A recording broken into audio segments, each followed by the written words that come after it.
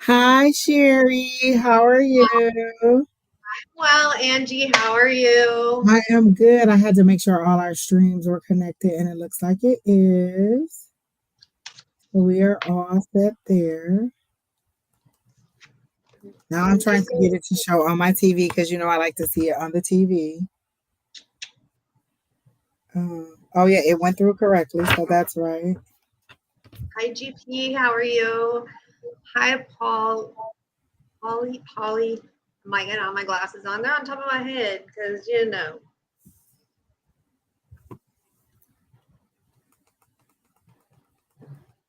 Hi, Karen.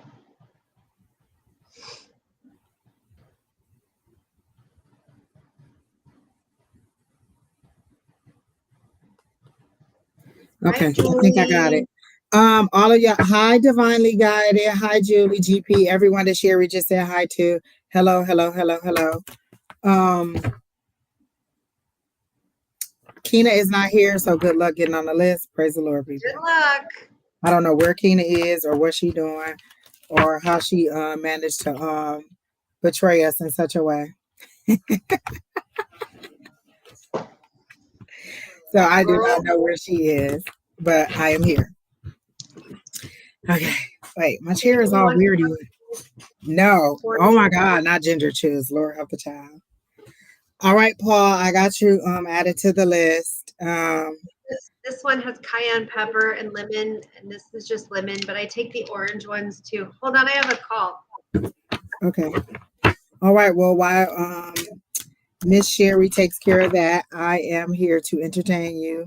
Hello, Vanessa. I have you on the list. And listen, y'all not gonna get the 5-star treatment that Keena give y'all because I'm not Keena and I can't read and do this. So Vanessa on the list, Paul on the list. If I skipped you, remind me. I'm just terrible, terrible, terrible. Okay. Hi, Mary M.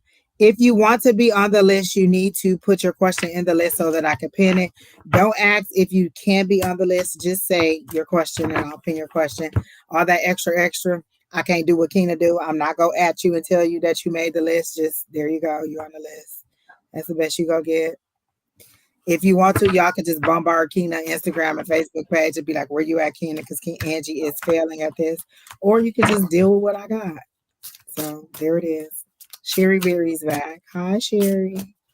Oh, I Hi. told you about my new cards, right? So LMT from the list, she was out and about in California, and she found the tarot or mystical moments cards, and it's a classic Rider Waite, but it's different pictures, and I think that they are beautiful. Like this is the Magician. I think that they're really pretty. So these are the new cards that I'll be trying to use today if I connect to them. If not, then I'll use something else. But they so pretty, I don't even want to like, how you kind of do this. I don't want to do that because I don't want to bend them. I want them to stay, perfectly nice. And so I'm just probably going to do this or maybe do a different kind of shuffle because I don't want to mess them up. So there you go. But how was your week, Miss Sherry? Not so great.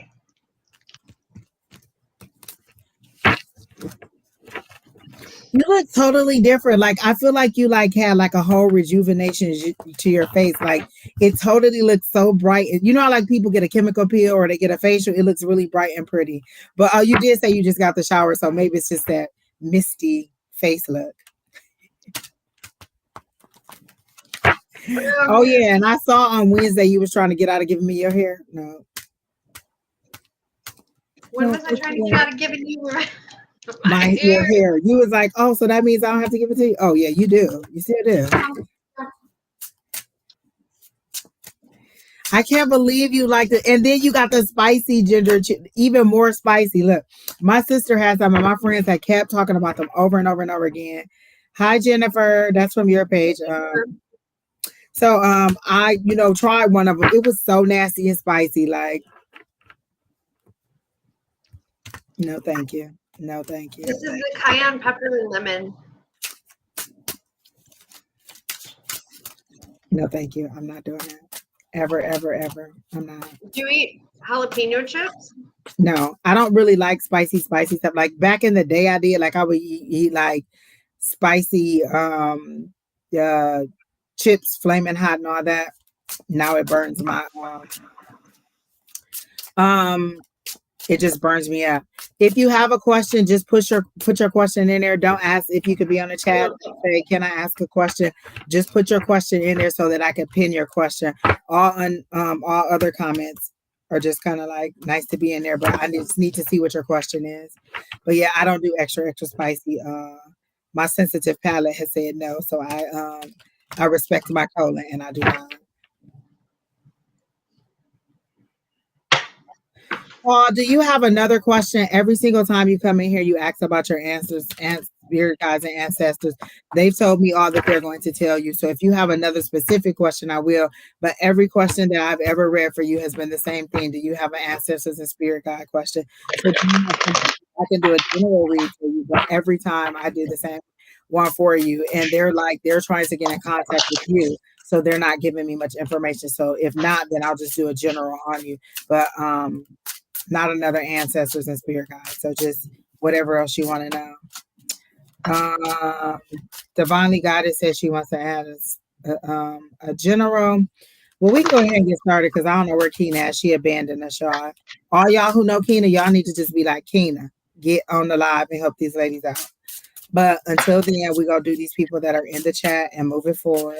I'm going to try it with these cards and try it just psychically.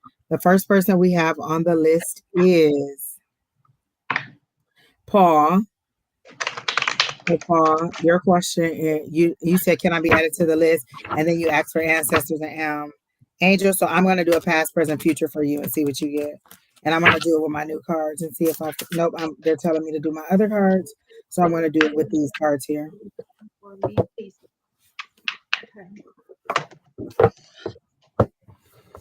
So I'm going to do that for you and see what we get. Oh, I got cards everywhere. People just everywhere. Jennifer, why do you think you're on the wrong live? It might be a little bit behind. But no, it's live because we can see your comments, honey. You're on the right one.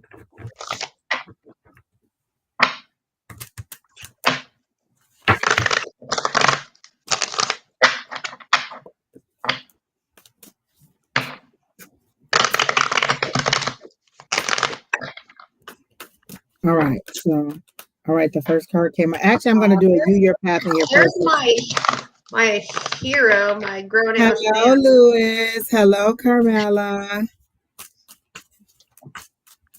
Oh, Jennifer, you won't everybody there's 7 different platforms here, so we can see everybody else's comments. And since you're you know what we learned?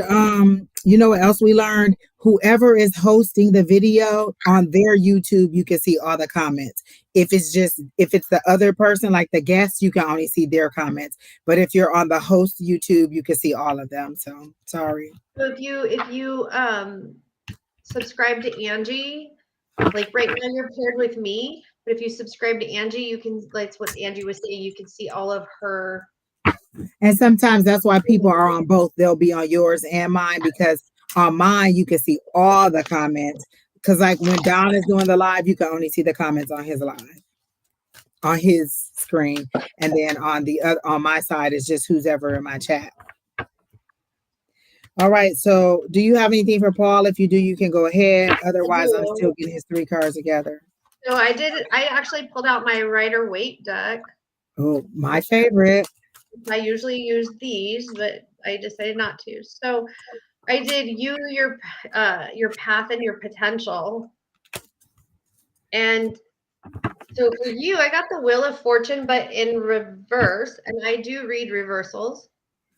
So the Wheel of Fortune is everything is at your plate. Everything you can have it. You can have it all. It's all yours for the taking. But you also got the 4 of Pentacles, which is you're holding on to things too tightly and you're not allowing things to happen organically and naturally. Oh my God. Let me tell you exactly what you're saying, because as you said that, I heard you're holding on too tight. But go ahead. Okay. And then I got the 8 of Wands reversed.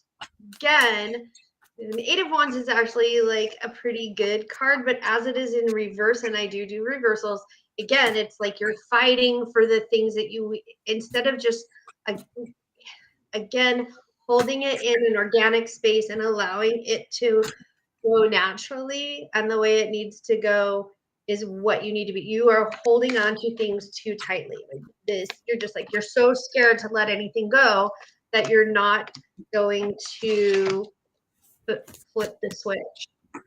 So this needs to be like this. And you need to like kind of relax and let things happen naturally. And I'm hoping that resonates with you. I don't know what the situation is. I'm hearing like it's a financial thing that you're trying to struggle for, and right now I think we all are. You're in a good space. You just need to let it happen. Hope that makes sense. Okay, so let me explain something because there was a couple questions. So Miss Jennifer, so we're on about 7 different platforms. We're on 2 YouTubes, 2 Facebooks. I'm also on Twitch and Twitter. So there's 7 different platforms. All of the questions feed into Restream. Restream is what we're broadcasting on. So all of the questions from every chat feeds into one chat to us here live that we can see. But if you're not on my YouTube, you can only see the chat and you can only see what's being said on the one that you're on. So if you're on my YouTube, it'll show you all the comments coming in from Twitter, from Twitch, and from YouTube, and maybe Facebook too. So you'll see everything and it'll say Restream bot. But if you're on Sheri's, you can only see the chat that's coming through on her side. So so for us, it looks like there's about 15 people watching. On my side, it tells me how many people watching, but that's across all the platforms. So that's why you can only see your comments on hers. But if you go to mine, you can see all of them. And that's just something we discovered through trial and error, is that who's ever hosting the actual live, all the comments filter through their YouTube. For some reason, I don't know if that's just the way it is, but that's how it is. All right. Hi, Viv. How are you? I'm going to turn my I got you pinned for your question. And then I think I got you pinned, yes. And then Paul, I am doing your past, present, future now. So I got your past. I thought I would be done by the time that Sheri Beery was done, but obviously I'm slow and I didn't get it done.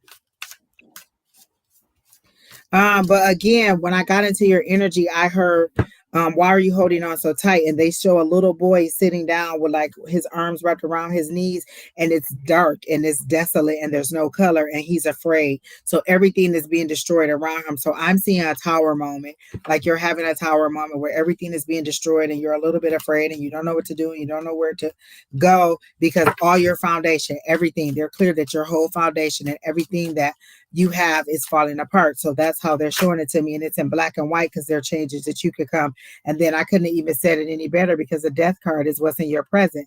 Your past was the hangman. Now your present is the death card, which is an ending, which is it's an ending, but it's also like drastic, unexpected upheaval, things that happen really fast that you weren't ready for. So drastic changes, big changes are coming through. Go ahead, Sheri. I got one more card to pull. I had a clarification. I asked for clarification, and I got the 4 of Cups. So like you're ignoring also the things that are coming to you. And so basically this ending is coming because you won't act. Like, it's like the way they make it seem is you just keep asking the same question again. It's like, Mom, can I borrow the car for the weekend? And she says yes. And then you come back again, Mom, can I borrow the car for the weekend? She says yes, but you never take the car. You never act on it. You keep asking her. She keeps saying yes, but you keep doing it. So eventually she's going to get upset with you and be like, hey, stop asking me, can you use the car if you're not going to use it? And so she's going to change her, her response. And so that's how spirit is. You keep asking, but when we give you the answer, you're not doing it. So your future energy is the 10 of Pentacles, which is good. That's culmination. That's all your material blessings coming to you. But it's because of your inaction that spirit is coming through and doing this on your own. Like the hangman, that's you feeling stuck, stagnant, not knowing what to do, not knowing where to go. And that's the vision that they showed me. A little boy sitting with the whole world falling around him. And then they give me the death card, which again is mostly in black and white. Most of the death scene is in black and white, and then the people around them are lit up. And so this is that ending. This is that upheaval. This is that transformation. Jack and Mac, just post your question. You don't have to ask, can you be added? The list is not closed. So just go ahead and post your question. And then the last thing is your 10 of Pentacles, where you everything you wanted. So things are coming in, but it's your inaction and your inability to move forward or to hear and do what your spirit guides are telling you to do is what's making you stay stuck and stagnant where you are.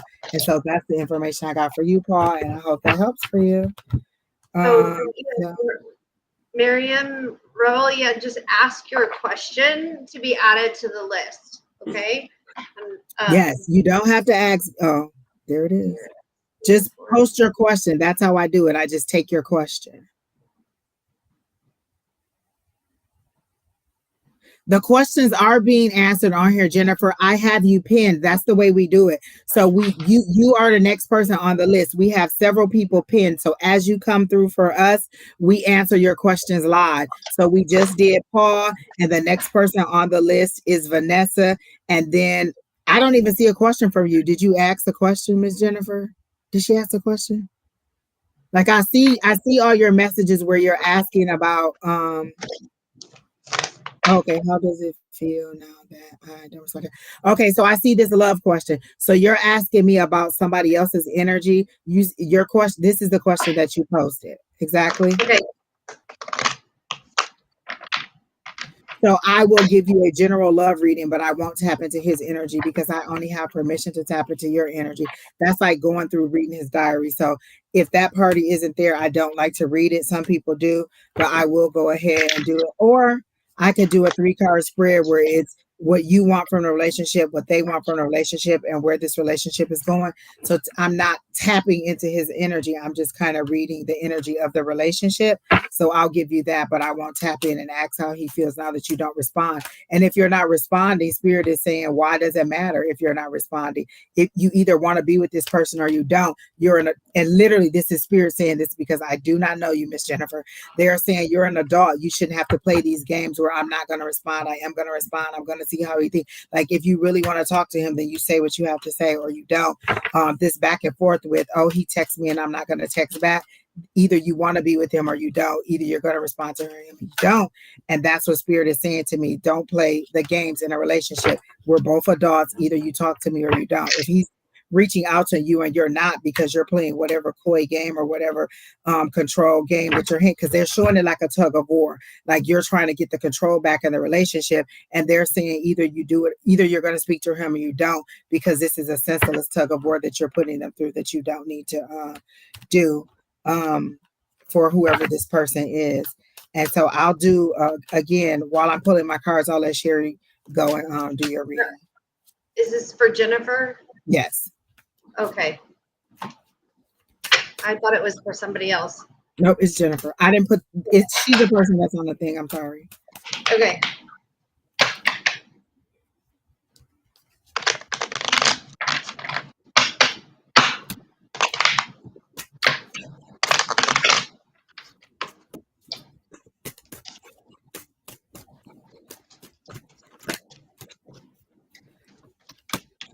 So Jennifer, I usually work with Hoodoo. So I tend to pull with a plain deck of cards. And so you got the 7 of clubs, the 10 of diamonds, and the 3 of spades. So the 7 of clubs says you have doubts and worries are haunting your success. Your 10 of diamonds, the diamonds are about luck and money and fortune, and the 10 is like financial success and joy. And your 3 of spades is you're battling setbacks and roadblocks and trials, and that you're trying to fight through them. And I know that your question was specifically about how does A feel about you in this situation. I don't know what the situation is, but I'm seeing that this is a work or type of situation. Why am I getting that there's kids or something? Might be like, I don't know. There's whatever it is, it's a business-like transaction. It may or may not have money involved in it, but whatever you're doing, and you're treating it like a business transaction. So you are treating the situation with person A as if it was a business transaction. How he feels about you since you are not responding is none of your business, for one. If you want to know that, go ask him. Two, three, you need to make your own path. And I'm seeing that there is like you're doubting and you're worrying and you're feeling powerless over this situation, and then you're feeling that by not communicating that this brings that you hold all of this power. And then You said it's not love. yeah, and then I'm seeing that it is like a financial situation. Well, this is my thing. Okay, go ahead. Whatever it is that you're doing is you're treating this particular situation as a business transaction. They're saying that you're not being honest about it not being love, because all the cards I got came up have to do with love. And I then when think I said, "Is this business?" Huh? I think it has to do with like I don't There know, is and I some don't. feelings there. You're not being honest about the feelings. You're telling us that you don't want to know about that, but yes, you do. If this was a business relationship or some kind of just regular friendship relationship that you want to get, and you're not responding to them, and even all the comments that I made to you, they're saying either you want to move forward with this or you don't. Like if I'm texting you and you're not responding, this is a game that you're playing for some kind of power or control. It doesn't have to be a romantic situation, but the card that I got when I said, what does this have to do with you, is a couple love. So you do want some kind of emotional connection. You're not being honest with us. You do realize we're psychics, right? I'm not going to make this up. I don't know you personally. I'm just telling you what the cards are saying, and they're telling me that you're not being honest. Even my guides are telling me you're not being honest about wanting this to be a romantic Are relationship. there You do. kids You're just not involved being. or a pet involved that you guys treat as if it's like a child, or there's an argument between? There's like an object or something that it's going back and forth in between. Exactly, because they're showing me that you're reminiscing. The card that I got was this give and take. This that you want to be tit for tat. So it could also be money, but definitely emotional issue came up, and they're telling me that you're not being honest about the emotional issue. And so this, because I got what do you want from this relationship? And when I say relationship, the first thing people think is romantic. Any kind of relationship is a relationship. Me and Sheri have a relationship as friends, as readers, as interacting in the same community together. So that's our relationship. So out of this relationship, you're wanting that pure cup of love. This is the Ace of Cups. You want something new to come up. So if that's not what you're asking me, like if this is a business situation, you like the way that you asked this, you asked it in a romantic situation. And then I got this. This is that give and take. This is like you're either receiving or you're giving, and you're feeling like it's not balanced. And it could also be money. But again, that emotion came up. That's that cup of love. There's a big heart. Again, I don't know you personally. I'm just reading the cards and I'm just going by what my guys say. But they said you're not being honest. So then when I asked what is his intentions for this relationship, I got the six of swords. He just wants to go from the chaos to the calm. So obviously there's some conflict and there's some upheaval going on. He wants this to be over. So you could not necessarily over, but he wants to go from the arguing, the fuss and the fight, or whatever situation, whatever tensions you have, he wants to go from that to the calm, because the six again is from chaos to calm. And then the last thing, and then where is this relationship headed? I got you're waiting on your ships to come in. So you're either waiting on him to give you a romantic gesture, or you're waiting for some kind of gesture that has to do with like an offer, but there is something that you're waiting on because you're past the planning stage. And if you see she's up on the shore, she's waiting on those ships to come in. That's planning. That's, making a decision. That's moving forward with something. And then I got this, like, are you willing to work on the situation? Are you willing to work on the relationship? Because this is a Eight of Pentacles. And when I say relationship, if you're saying that it's not love, it can still be business, but are you willing to work on it and be an adult about it?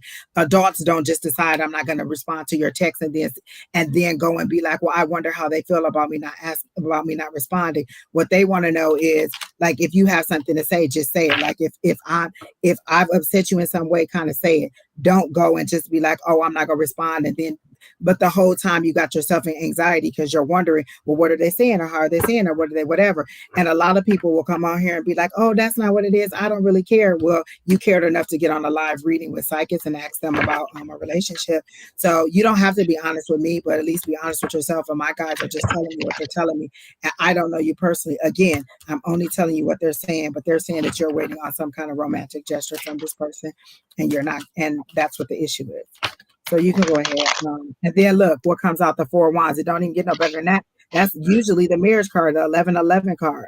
4 of Wands, community, working together, commitment, reunions.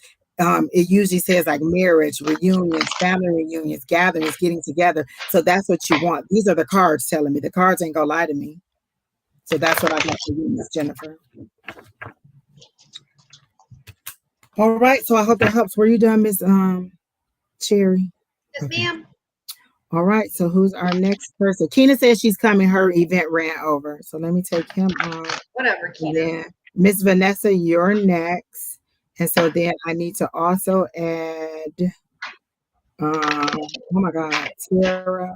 Tara, can you put your question in there? It just says add, please. I can just do a general if that's what you want, but you didn't put a question. So we like for you to put your question so I'll know exactly what you want. Carmela wants to know if she'll get custody of her grandchild. Hello, Margaret.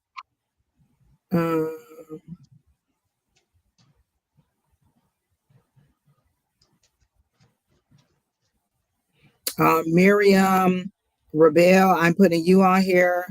I'm on the list. So for all of you who are adding to be added to the list, there's 7 or 8 people ahead of you right now. And we're on Vanessa. So Felicity or Felicia, Clemente, you're on here for a general. Again, I'm just pinning them. I'm not adding you back to let you know that you were added to the list like Keena does because I can't do both. So when Keena gets here, she'll pick it up. But right now, I'm just pinning your questions. So that's why I'm asking you to give me a question. Jack Mack, I'll give you a general love meeting, but I won't tell you about that person. I'll give you a general love reading. I can't decide if I'm too hot or too cold or. All right, I think I got everybody. If I didn't tell you or you're on the list, you can ask me.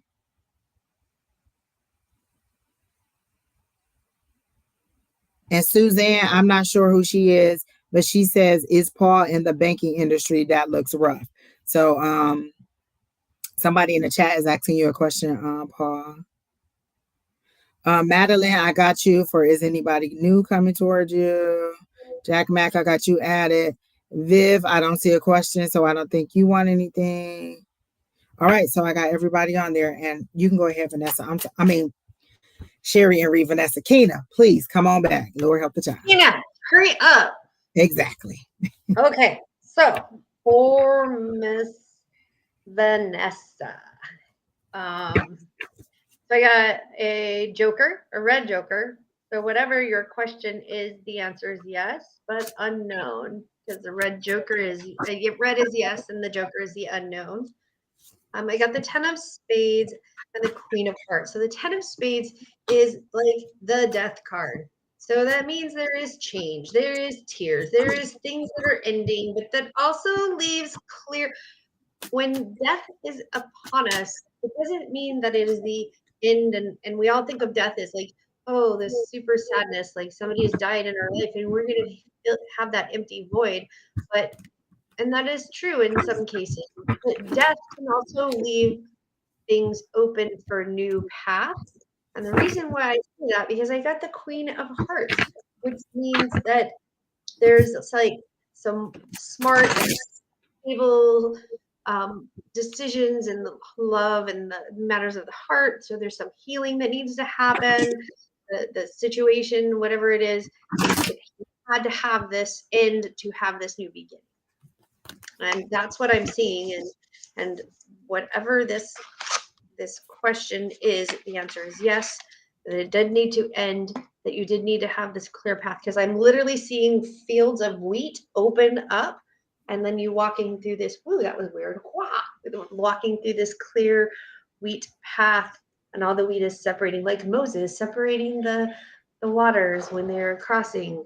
And I'm not a religious person, but you Isn't it have to have, weird when those references come up? But you know what? That could be her data bank. You know what I'm saying? yeah. That could be where she is. But it's weird for me. Like when I was on live with Don on Wednesday, all my references were biblical reference. I was like, why do they keep showing me all these parables? Why are you pulling biblical stuff? Exactly. Suzanne, Like I got your question about the next business, about the business funding. I got that. I got that question. It's coming up. There's 11 people in the chat. I do not have the scroll against the bottom because I just don't have time to do the reading and to man the chat and to get the list. So you getting like the Walmart budget version of this live today until Keena get here. Y'all gonna appreciate Keena because let me tell you, Keena give y'all supreme service. She at y'all and let y'all know that y'all on the list. She posts the list. She print the list. She do whatever. Your name is printed. I called it out. You either heard it or you don't. Like I can't do both. I can't be talking to spirit and counting the people in the list. So bear with us. So, But, Miss Vanessa, you need this clear path to do this, the nurturing, the healing, the cleaning of your heart, and then when those things happen, you'll have this nice, clear, journey, and I think it's going to be a beautiful path for you because I do see, and it's funny, I'm seeing Gerber daisies, which is one of my favorite flowers. So for me, that is like the happiness is coming, and yeah, and it's again like you're talking about like biblical things. Do you guys remember when we had the lady that came on asking questions about her infant and in the cradle? And I had to get up and walk away because it like I saw overtook me and I had to leave and cry. And one of the things that I saw was a bunch of cherubs and angels and stuff. And remember, I'm pagan, and like I've had a lot of things happen in the last week where a lot of symbolism has come to me through the angel Azrael, and Azrael is the angel of death and the keeper of souls. And so it's kind of quite interesting that here we are like talking about Moses. So I just thought it was like something. And why did I even bring it up? I have no idea. okay. Miss Vanessa, I got something for you. I just need to respond to this one person. You know what, Curly Girl, just post your question. No, you're not too late. I didn't want to interrupt while Sheri was talking, but no, you're not too late. Go ahead and post your question.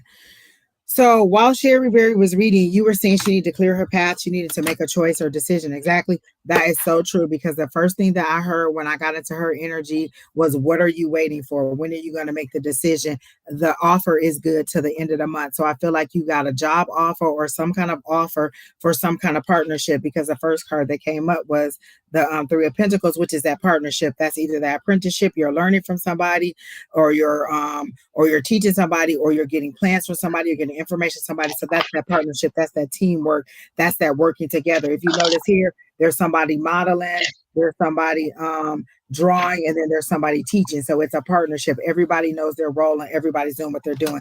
So immediately I got, what are you waiting for? The offer is good to the end of the month. Then I got the Six of Wands, which is victory. I got it in the reverse. I don't read reversals unless spirit tells me to. And they're saying that your victory, because the Six of Wands is a victory, is delayed, which is why it's in the, this way, because you won't make a decision.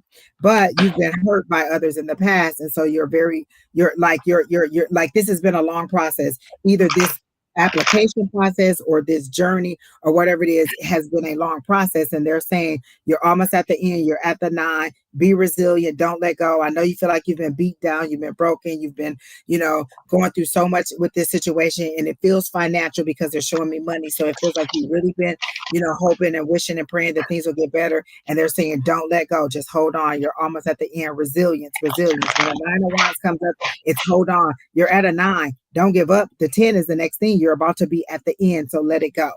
So then the other thing I got, so then I asked for like the final outcome, and I got that somebody's coming to give you information. A page is somebody who comes in. This is where that, you like to get the creative inspiration. You get the information that you need. This is something about either business or finances or some kind of earthly, thing, because these are wands, and wands are creativity, passion, fast acting, information coming in to help you to move to the next level. And then I also got the Two of Cups when I asked to clarify. Well, what to clarify? I got the Two of Cups. So that's partnership, that's business.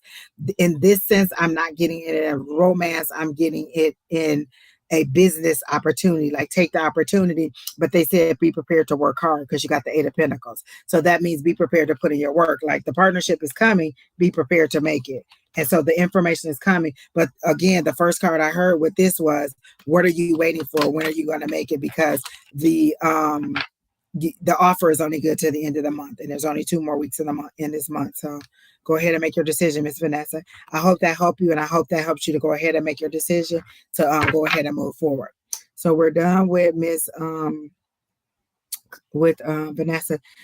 Tara, did you ever post your question? I think I saw the comment, add me, but I didn't see the question, and I want to make sure I didn't miss it. And that you're on the list, because I don't see you on the list, but I remember you being up in there early and I just was waiting on your question. So while I'm waiting on your question, I'll take the next person. And Miss Kitty Cat, yes, you can be added. You don't have to be asked to be added. Just post your question. Oh, you said general, so we'll go ahead and do you now because I remember you were in there and I never had your question. So Tara wants a general.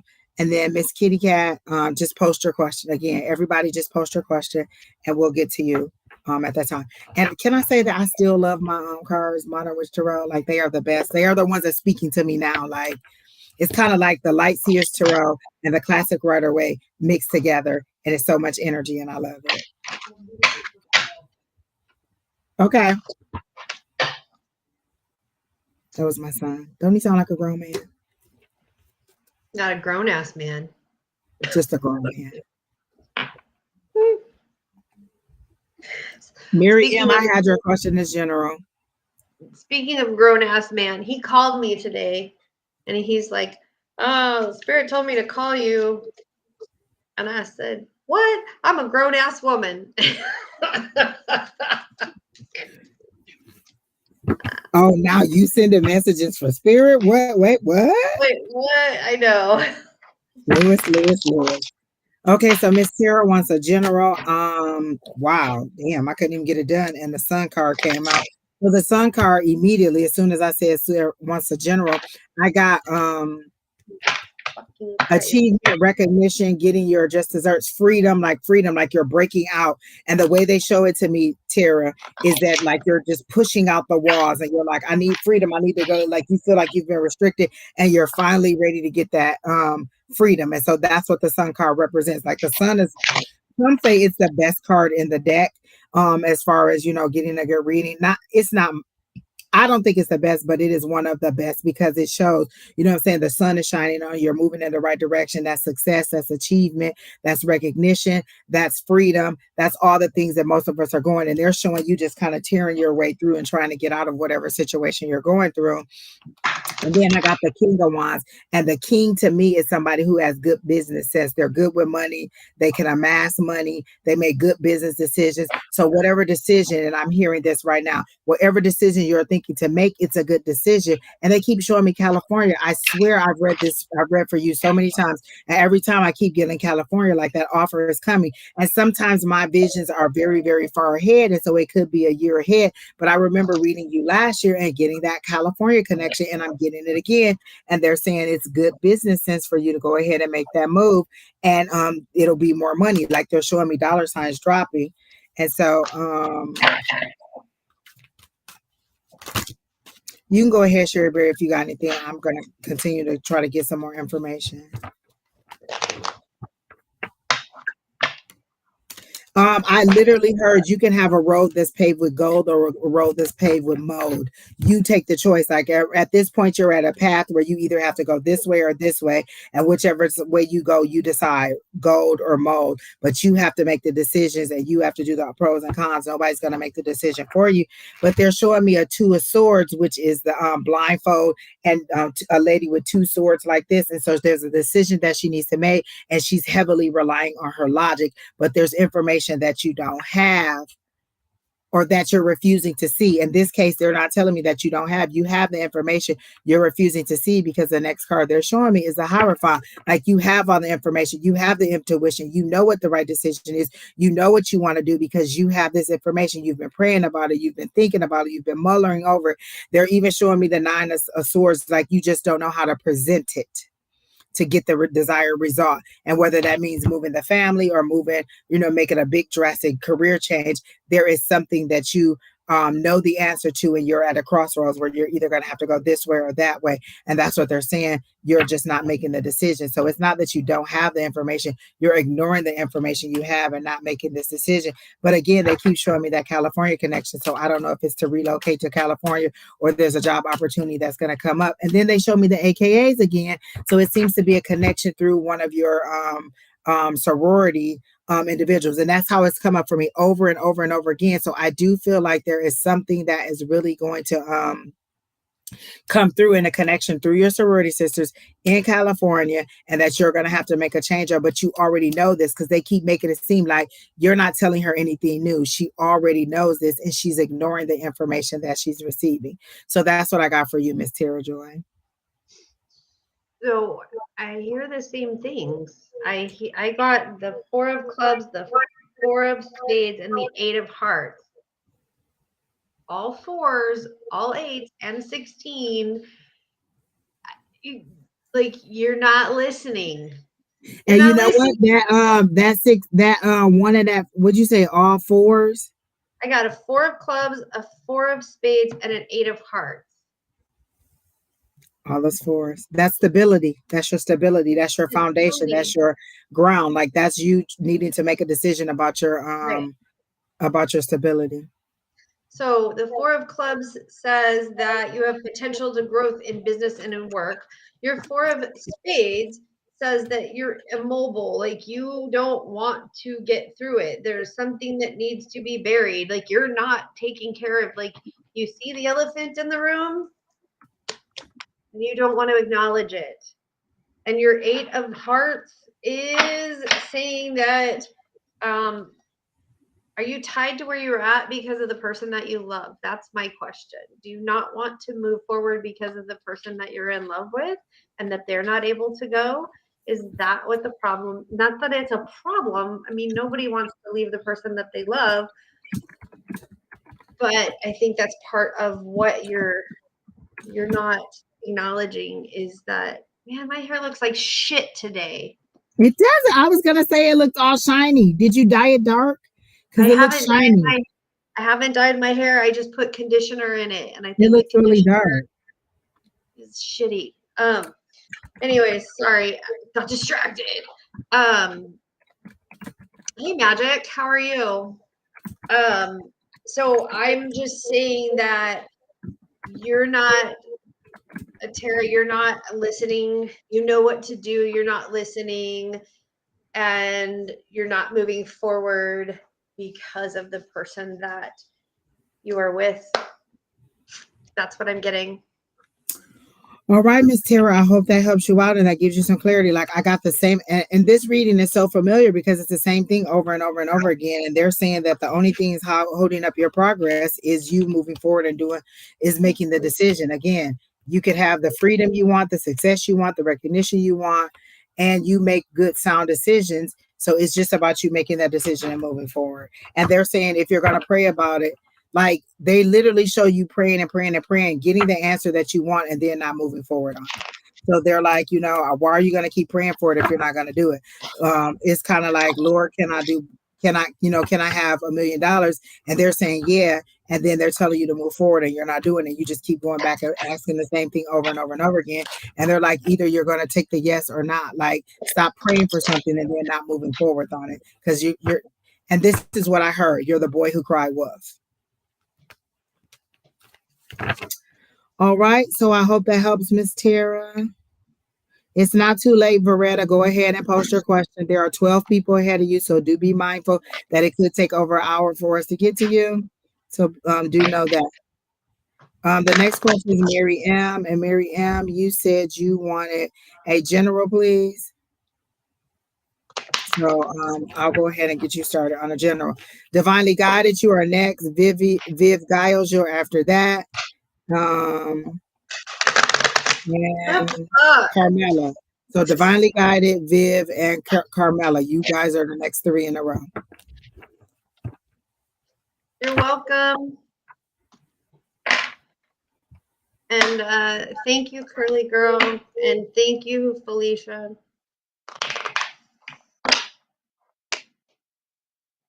All I know is that when I die, Angie will scalp me and take it. She's promised me her hair so I can make a nice good wig with it. What y'all put that on me? Just a nice long 24-inch, 40. That could be like 30 inches. What? I said that could be like 30 inch. Wait, am I muted? No, I'm not muted. Oh. No, I said, can't y'all see me with that long hair? I think my neighbors are doing things that neighbors should be doing upstairs. Yes, Miss Kitty Cat. So did you post a question? So I have you pinned. So you are you're the last person on the list right now, and I have about 10 people on the list. So there's 10 people ahead of you, and you're the last person on the list right now. Keena says she's heading home fast. Exactly. Star was like, you already counting the inches. Yes, that's like a good, 24, 30-inch weave. Like that's some long hair. It's gonna hit my breast right nice. It's gonna be good. I'm on that. Exactly, Curly Girl, 28, 30. That's what I'm talking about. A nice, and get it layered and all nice stuff. Exactly. Look at Shine. She's taking good care of my hair while I'm letting her keep while she's borrowing it. You're okay, Miss Kitty Cat. That's okay. Not everybody knows, and I know that everybody does their lives different. So thank you for being patient, and thank you for asking. That's the only way you find out. Miriam Rebel, we have your question. You don't have to post it again. I do have your question. You're not up on the list. I think there's like 5 people ahead of you. So you are coming. Just wait until we get there, but you don't have to post your question again. I do already have it. Okay.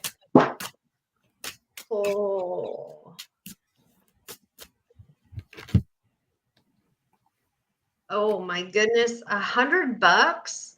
Girl, please, this wig costs $400. Because when I used to go to a salon and like have them cut and color my hair, like all of this, it would cost me, and I was married then, so I can afford it, but it used to cost me $200. And it's because of the length of my hair, because of, I had a stylist and a colorist, and now I don't. I am not complaining about any of it. I am so thankful that you've taken such good care of my hair before you even knew that I needed it.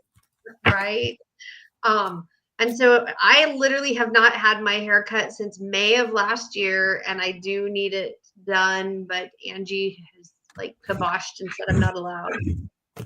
Oh, you can have it trimmed, but like don't come back and then have like a buzz cut. And I'll be like, who is that? Like, where's all my hair?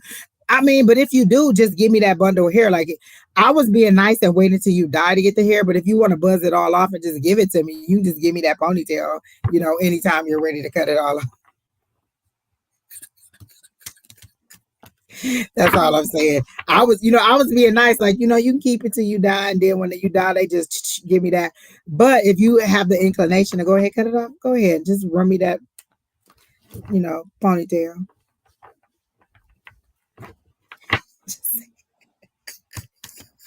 All right. All right, Miss Mary Ann, the general. They're leading me to do a 3-card spread for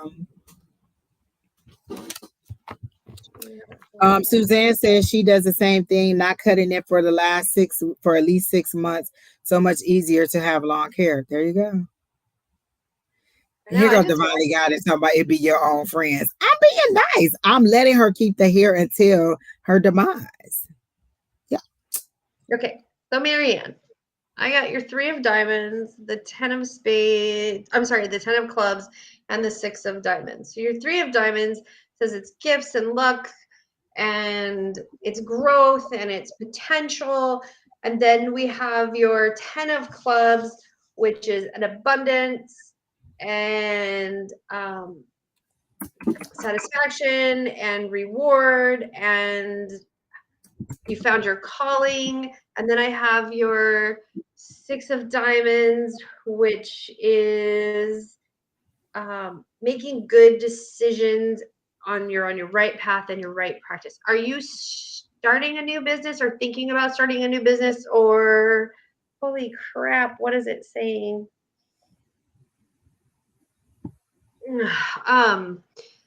Like there's something that you wanted to do, but it's good for you. This is like the right thing for you to do right now. Like it's go time. It's time to do it. It's time.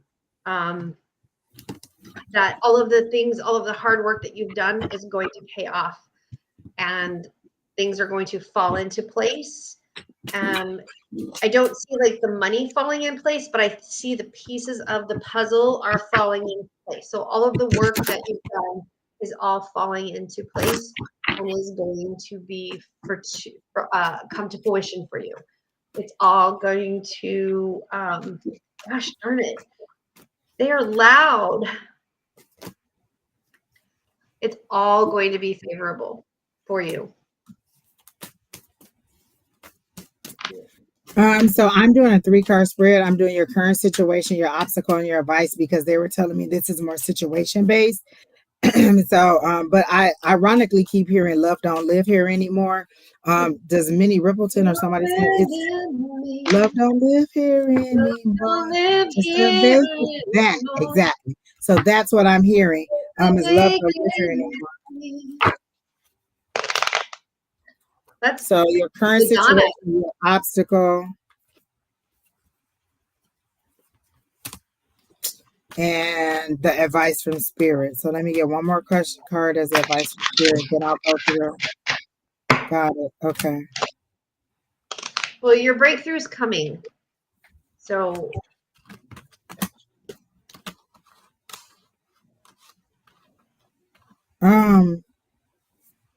gosh, let me see if I can understand what they're saying, because I got, for your current situation, I got the King of Pentacles. It was in the reverse, and I don't read reversals, and they're not telling me to. But the King of Pentacles is a person, you know what I'm saying? He's sitting on his throne, surround, his kingdom is in the background. He's amassed all this money. He's very good at, he's received his blessings. You see those little goat things at the top. So he's the greatest at what he does. He is a business mindset. He's a leader. He has all those characteristics of being somebody powerful. So that's your current situation. You have all the leadership skills. You have all the ability to be whatever it is that you want. Your obstacle is that you don't see yourself that way. The Empress came up in reverse, and they're saying that this one is true. You don't see yourself as this or as this. The Empress is a very powerful person, since she knows her sensuality, she knows her sexuality, she knows her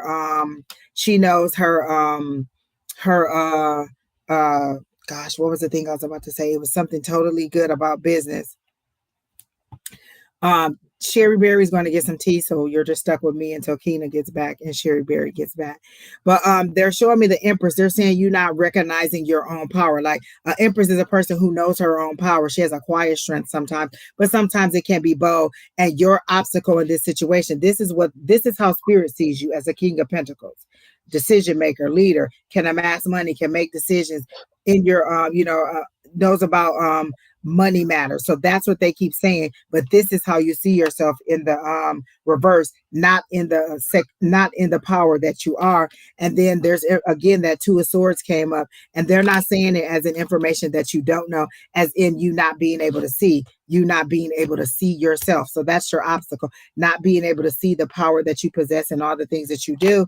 And then the advice from Spirit is to let go of the anxiety and the fear. So this is either anxiety. The 4 of Swords is anxiety, fear, restlessness, not being able, just all wound up, and they're saying get some rest. But in this case, it's not rest. They're telling you to let go of that anxiety, let go of that fear, let go of all those things that are holding you back. And then I got the conflict card, and they said the only conflict is your inner conflict. You are battling yourself.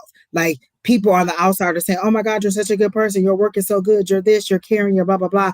And you hear, and all you hear is that same old thing, that same old record playing over your life over and over again, and they're just playing "Love Don't Live Here Anymore" over and over and over and over again, because obviously whatever sent you into this tailspin must have had something to do with a relationship that fell apart. And I don't know if that's like a romantic relationship or a business relationship, but it sent you into a tailspin.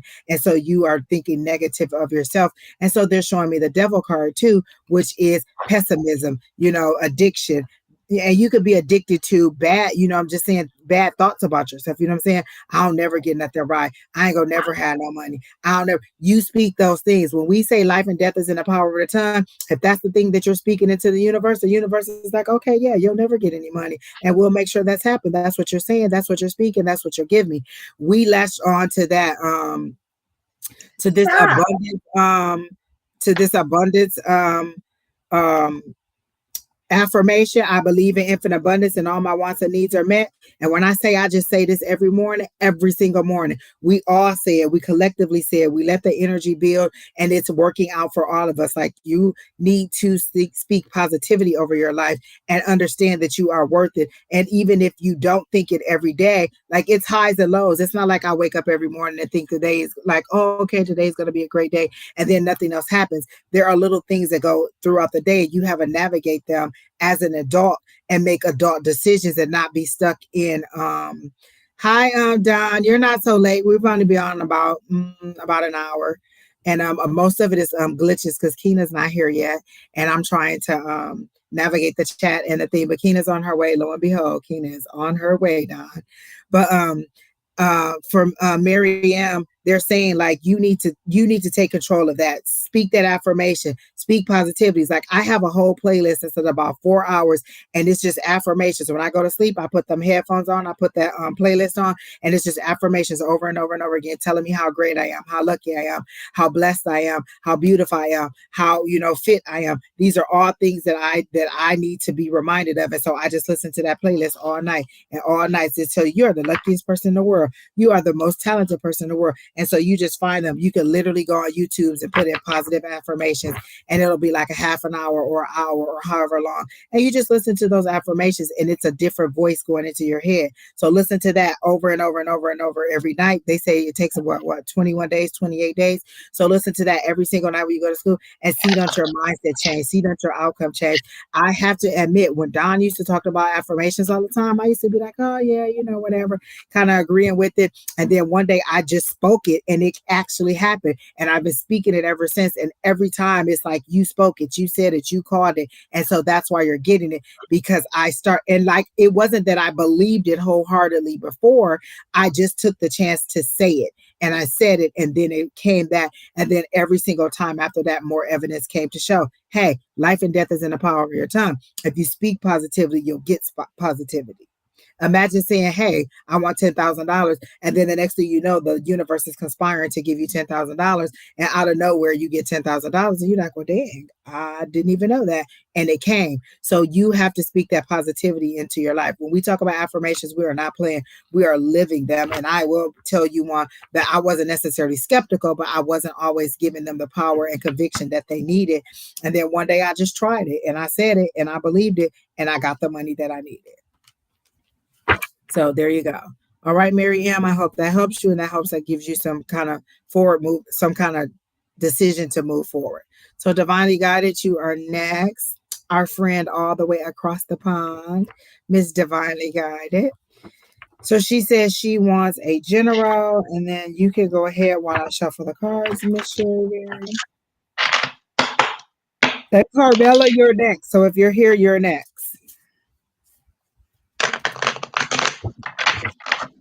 Yeah, my cards are flying everywhere. They got a lot to say to Miss Divinely Guided. Like, You're welcome, Miss Mary M. I really do hope it helps.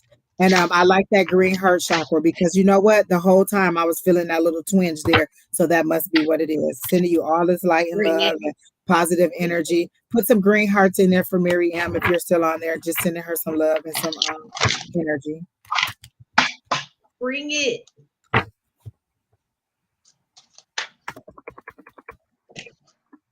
bring it. Image Solutions, if you want a reading, go ahead and just put your questions in there. If you just want, if you you could just do a general, or you could put a specific question in there. So just go ahead Catch and me post your outside. question. There's 9 people ahead of you, Image Solutions. Catch me outside. Bring it. Bring it. Okay. It says you need to go outside.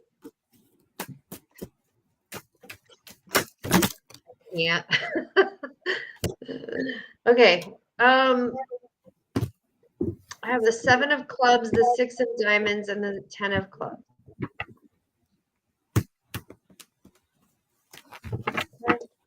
Okay. Okay. Interesting.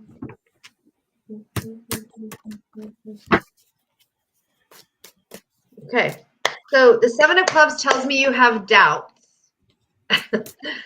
That you have doubts and worries. The 6 of diamonds, it says the things that you're on the right path. And the 10 of clubs tells me that there's an abundance, that you will be rewarded, and that you are on your right calling. Stop doubting yourself. You made some really big decisions, and now you're stuck in this doubt. You're stuck in this, was this the right decision? Did I really, why did I do, am I doing this? What did I do this? But you need to stop doing that, because you're on the right path, and it is where you're supposed to divinely be. And then you are going to be receiving this is the 10 of wands, really. So you are going to be receiving those abundances, those gifts, those things, and like all of this self-doubt, it just needs to go out the window, which is easier said than done, because we all have that shadow, like that we have inside that we need to work on, or our self-doubts. I mean, like I have self-doubts all the time. Heck, I was just fussing about my hair, like, oh my god, my hair looks like shit on camera. But really, you have to let those go, because you are an amazing person, and this tells me right here that you are where you are needing to be, and it is hard not to doubt yourself. With that, I'm going to pull an oracle card. Oh my gosh, I thought the same thing. I'm doing her cards, and I said, let me get a Moonology card. And it says expansion. It's my hemp card, and it says expansion. So I love hemp. I mean, I don't do THC, but I have a hemp backpack. I love hemp. Hemp is like a great thing. There's so many things that you can do with hemp: paper, clothes, or ointments. Like hemp is such an amazing thing. And so what this is saying is, to me, what this says is level up, bless up. You are going to be expanding in different areas that you have self-doubt in. Oh, go ahead. The experiences have been unbelievable. That's the doubt I have. Yeah, your experiences are unbelievable to me. I mean, like, who knew some of the things that you tell me? And you're across the pond. Like, holy shit. So you are, sister, one of my favorite sisters, one of the first sisters I've met and snored next to when I was meditating, you know. There's something so beautiful deep inside of you, and I know you don't share it with everybody, but you are expanding and rising, and you are definitely on the path that you are meant to be. So true. What are you gonna? I snitched myself out about snoring, so you can snitch me out about snoring. But you know, it's hard to get rid of the doubt. Let's work on that, or work on it together. I'm done. Okay, I love no you too. problem. Vivian Giles, you are next. I called three of your names in a row. I said Divinely Guided, Vivian, and Carmela. So we're doing Divinely Guided. Viv, you're next. For image solutions, I make it a practice, and this is my own personal practice. When you ask about another person's feelings in a relationship, I don't tell you. I can give you a general reading on your own feelings, but I'm not going to tap into their energy because they haven't given me permission. They may not want their energy tapped into. They may not want me to reveal to you how they feel. So I can give you a general love reading about your situation. And then if any past or present situations come up, I can give you that information, but I'm not specifically going to ask about it because I just don't think that it's fair to tap into somebody's energy like that. Could you imagine one of them coming to me asking about your inner thoughts? And so that's again what I'm doing. I'm reading your inner thoughts, I'm reading your energy, and they haven't given me permission to do that. So I can give you a general love reading regarding your romantic future, but I cannot tell you about the information about somebody else because they did not give me permission. And that's just my own personal preference. Not everybody's like that.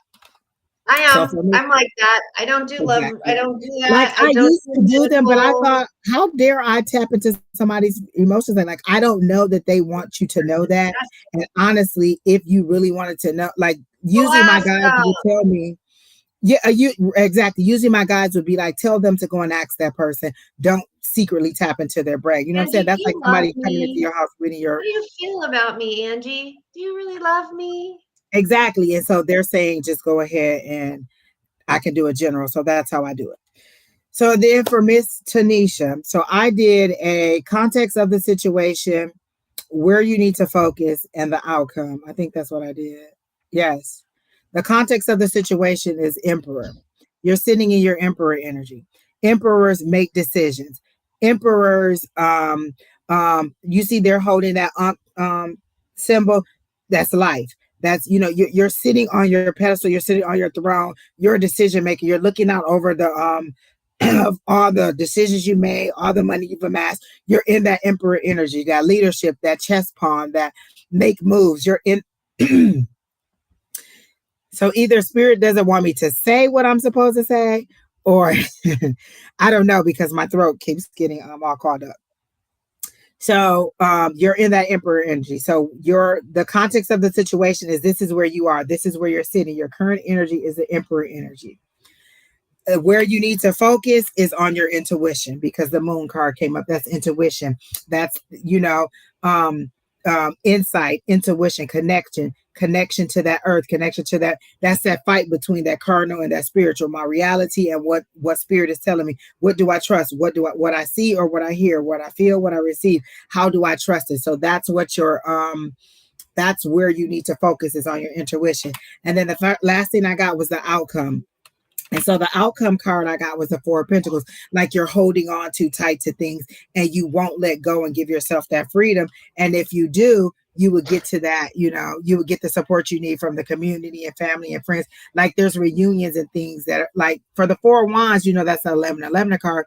And it's usually marriage, but they're telling it to me as in like family reunions and going back and talking to people and, reuniting, happy celebrations and things like that. So I got the community card.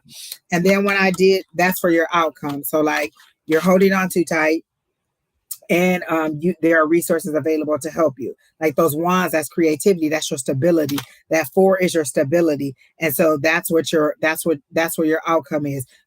Building your stability, building your foundation solid up. And that's what your concentration is. But they're saying be a little bit more aggressive with it and less what does the universe want me to do. You can listen to them or receive advice for them, but still move forward. So then the cards that I got from Moonology is release the negativity, and a personal issue reaches its resolution. So you must have some family or personal issues that are kind of boiling and they're going to reach their resolution. So must be things that you're praying about. So I got those from the Moonology cards. And I love that. I love that purple and I love that blue. They seem to kind of go together and say, hey, this came out of that. So if the purple is where we started, it's time to release that negativity. And then you pull that blue out of it with that purple still in there. This is a family relationship getting resolved. So we're pulling out of that negativity to resolution to this family situation. So I'm getting all good things for you, Miss Divinely Guided. I hope that helps. All right. So were you done with Miss Divinely Got It? Girl, Yes. Keena must be coming from Timbuktu or Wasso because Lord have mercy is taking her a long car to get here. Like, Jesus, Keena. I'm just saying. All right. And Miss Viv, you are next. Anything happening for me this week? Okay. Immediately I heard Miss Viv before I even got cards. What do you want to happen? You can will your week how you want it to be. Every morning when I wake up on a Monday or every night before I go to on Sunday, I set the intention for this to be a good week.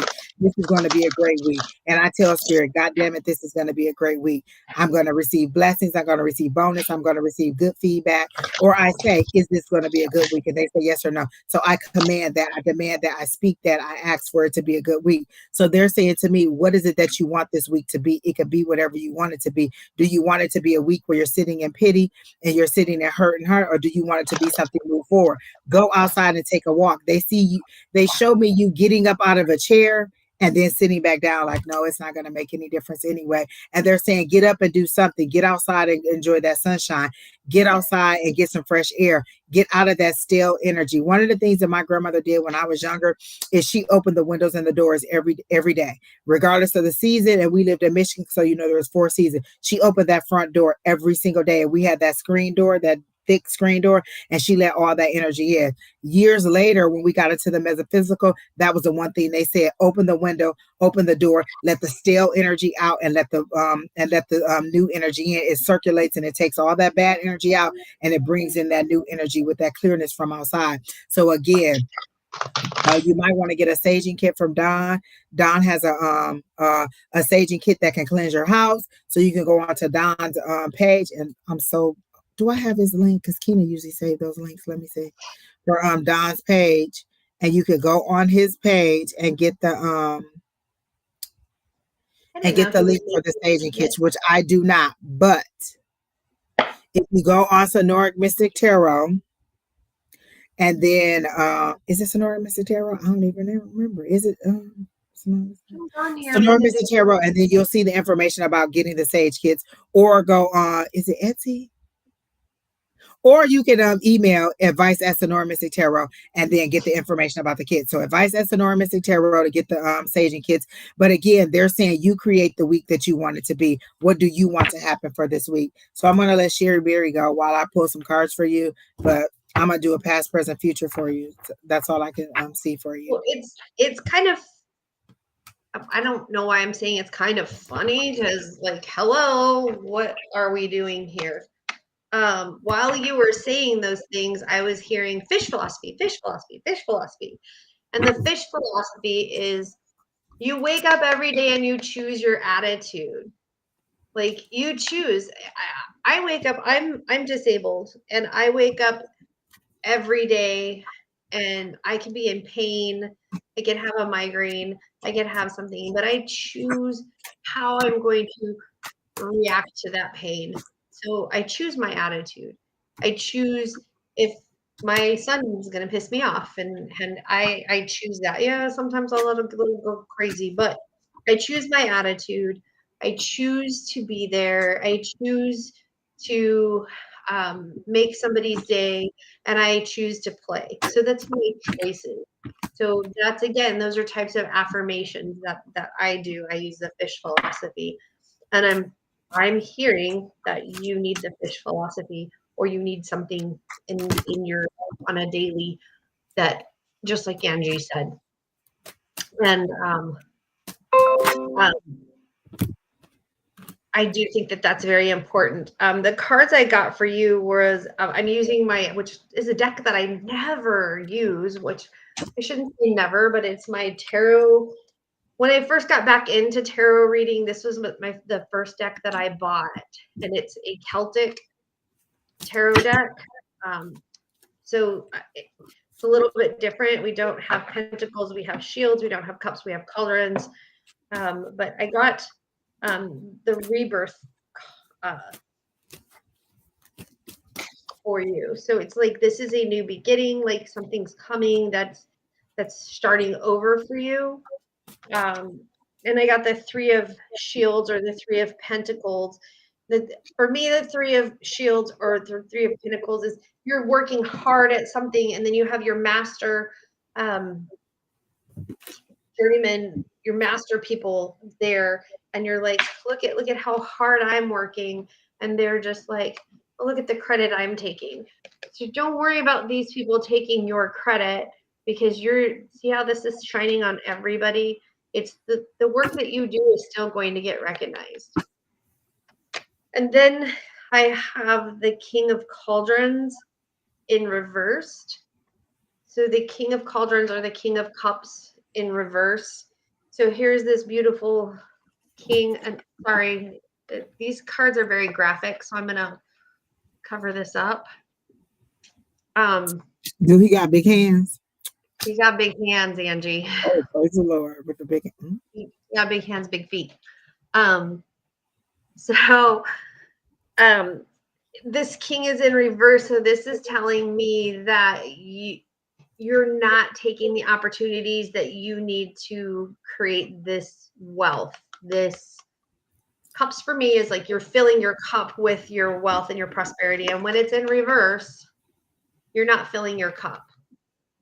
So you're worried about these people and you're not worried about yourself. Just keep doing you. Just keep inventing yourself and worrying about you, and then this will turn to this. Okay? I hope this makes sense. It's making sense in my brain, but my brain's a little bit different. I didn't want to jump in, but you were exactly on point. Oh.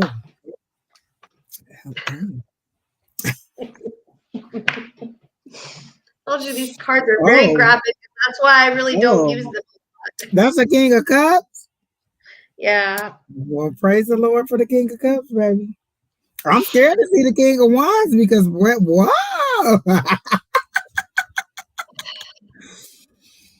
These cards are okay, let me tell y'all this. Keena in the background, don't say nothing else to me about the chat. Let Keena take over it. I don't know nothing going on no more. Oh my.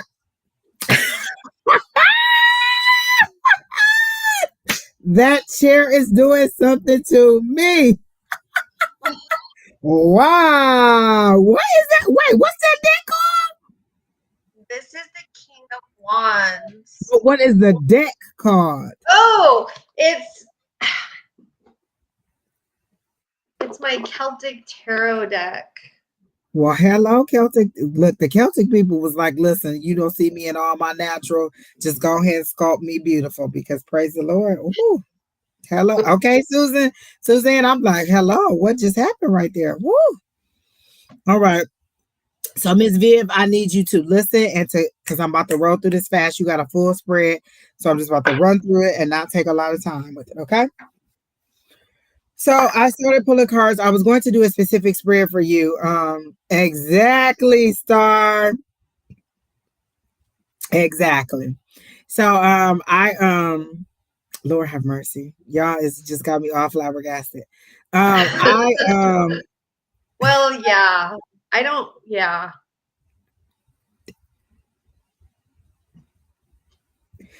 You know what? I'll take one for the team on that one.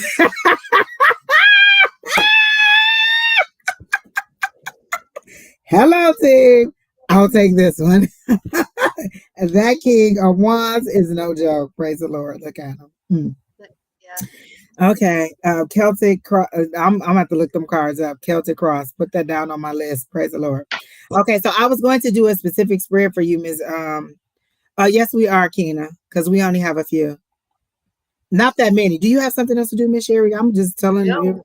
Okay, so maybe we'll probably be on another hour or two because, okay, well, about another hour will take us to almost 7 o'clock. Is that enough? Yeah, that's fine. Okay, so we'll be on here till 7. So that's about another hour and 15 minutes, guys. So, Keena, if it looks like we can't get through those 9, then that's fine. Or if you don't have any more questions. Keena is back, so post your questions and Keena can get you. So Miss Viv, so I was going to do a specific spread for you. Your cards just started popping out and they started talking to me. So the one thing that they said was you're still reminiscing on past hurts, past failures, past everything. They showed me you sitting alone because they showed me the Hermit card. You're sitting alone and you are just ruminating over the things that went wrong. Like I did this and it didn't turn out right. I did that and it didn't turn out right. They're saying get out of that reminiscing. You're reminiscing, but in the wrong way. You're not thinking on things, or you're thinking about a past relationship that's gone because it's the cups. And when you get the 6 of cups, it's you thinking back. It's you thinking back, looking back, pulling back. You're looking in the past. You can't change anything about that. Moving forward, you can make those changes. And so they're telling me, get out of that hermit mode, get out of that woe is me, get out of that just sitting in the chair, not doing anything. Because literally, remember the first vision that I saw was you getting ready to get up and then deciding, no, I'm not going to do it, and not getting up. Also, people, remember to like, share, comment, and subscribe. So share is the most important, like, so people can, well, all of them are really important, but if you share so that other people can know and they can get the same services that you're getting. So again, like, share, comment, and subscribe. But back to you, Miss Viv, I'm sorry. So I'm getting this 6 that you're reminiscing, and you're reminiscing in a dark way. And then this is that hermit card saying that you're sitting in your past and you're sitting in that hermit mode, and you're saying that you're learning the lesson. Like, I think I get it. I know that like if I say what's a squared plus what's what is it, y equals x squared plus b, is that what y equals x squared plus b, you know what I'm saying, the one of the equations that you would get in algebra. I can say I know what it means, I can fill the numbers in and get the answer, but I may not understand exactly what it is. So you can say that you're learning from your lessons, but are you truly learning and taking them to heart? So what they're saying is you're sitting alone in this quiet time, and you're sitting alone ruminating over these past hurts and failures, but are you learning the lesson? Are you getting what the purpose of it was? We put you through this because of this. We put you through this because of that. So that is a lot of things that my spirit guides are working on for me. And so they usually send to me people who have those same characteristics. We're working on you to believe this, to understand this, to know this, to understand your power. And so that's what they're saying for me. You're feeling like you've been beat down in all situations, but especially in love. Like, it's been hard. It's been a tough journey. You're tired, you're worn, you're weary, and you want to give up, but they're saying don't. Then I got the 7 of Wands, which is the stand your ground card. And they said you don't even have a ground to stand on because you don't have anything that is your footing, that is your foundation, that is your how you want to move ahead. So they're telling you to stand your ground, but they're like, what is your ground? What are you standing for? What do you represent? What is it that you want? If they tell me to stand my ground, I know that means continue to want to help people and to heal people. That is the ground. That is the purpose that I want with these readings, to heal people, to help them move forward. So stand my ground means stand strong, stand against the opposition, and continue to help people and heal people. So what are your values? What is it that you want to stand on? Do you have something that the universe knows that they can work with you to move you forward toward? Then I got the Lovers and the broken heart. You're still reeling over a broken heart, because I thought, oh, it's a decision. Then the heartbreak card came out. You're still in that energy of that relationship that is gone, that is over, has been gone.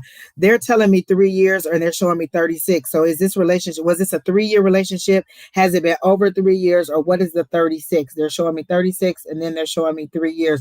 So I'm assuming this relationship was 3 years and now it's over. It's been 3 years since the breakup, or whatever it is. It has to do with the 36 and the ending of the relationship. Then they show me this, and I like this card because this is a person with her arms folded, like, listen, when is the universe going to give me everything I want? I done planted them seeds. When is it going to happen? So I need you to take a really good look at this lady. You see how she's just standing there like, whatever, like, kind of like, when is this going to happen? She doesn't really have a positive attitude about it, but she's waiting on her ships to come in. She's waiting on her harvest. She's planted these seeds. When is this going to come? And so she's just standing there with the water pot. Notice she's not watering them. She's just standing there like, well, when is this going to happen, Spirit? Like, I've been waiting all this time. When is it going to happen? So that's what they're saying. But then they're saying you're feeling trapped and you're feeling stuck in the situation you could do.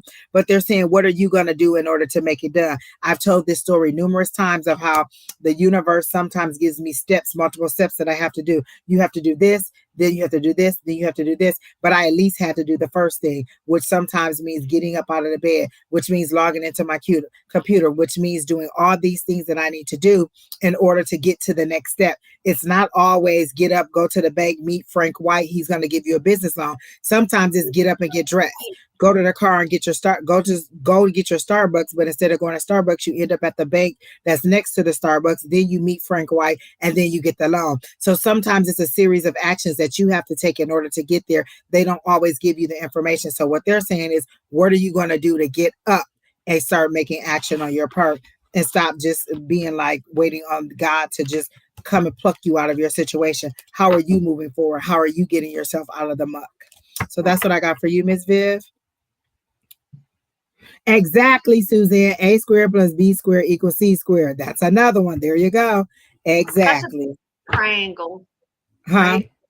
Is that a A squared triangle? plus B squared plus C squared. No, wait. A A squared squared plus plus B B squared squared equals. equals C squared. Don't ask me. I just think it's a She said triangle. perfect triangle. Oh Yeah, yeah, it's a because this perfect angle plus triangle. this angle equal this angle or this angle. Yeah, exactly. There you go. Look at you. Listen, we make y'all learn math and everything on here. We are the teachers. We are teaching y'all. I like it. I like it. Tarnika, if you want a reading, just go ahead and post your question, and then we will pin Keena, who's in the back, who mans the chat. She will pin your question. There are about 8 or 9 people ahead of you, so maybe an hour before we get to you. But you can go ahead and pin your post your question, and then we'll pin it. But again, 9 people are ahead of you. All right, Keena, who's next?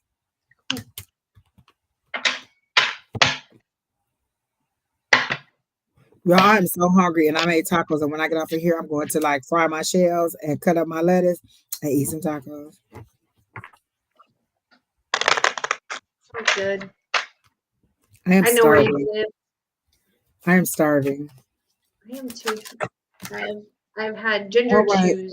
So, Carmela, will I get full custody of my grandchildren? I'll just go ahead and do a pendulum on that. Jesus. Carmela, are you still here, honey bunny? You're welcome, Miss Vivian. I hope that helps you. I hope that helps you move forward. And Spirit wanted me to say this. We're not chastising you. We're not being mean to you. We're not being hard on No. you. We want you to see the power that you possess and how you can move this situation forward without waiting on them. Spirit says you're not waiting on us. We're waiting on you to fall into your purpose. So that's also what I got for you, Miss Viv. But back to Miss Carmela. Are you still here?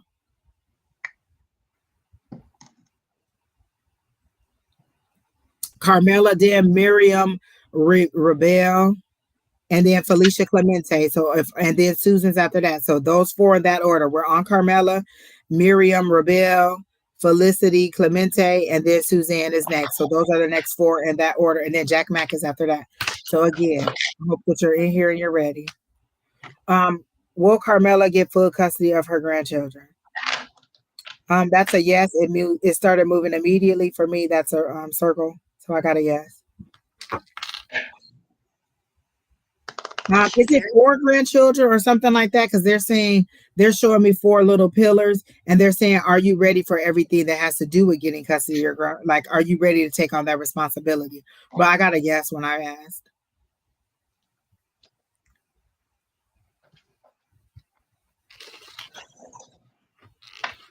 Did you get anything, Sheri, for Carmela? Will she get full custody of her grandchildren?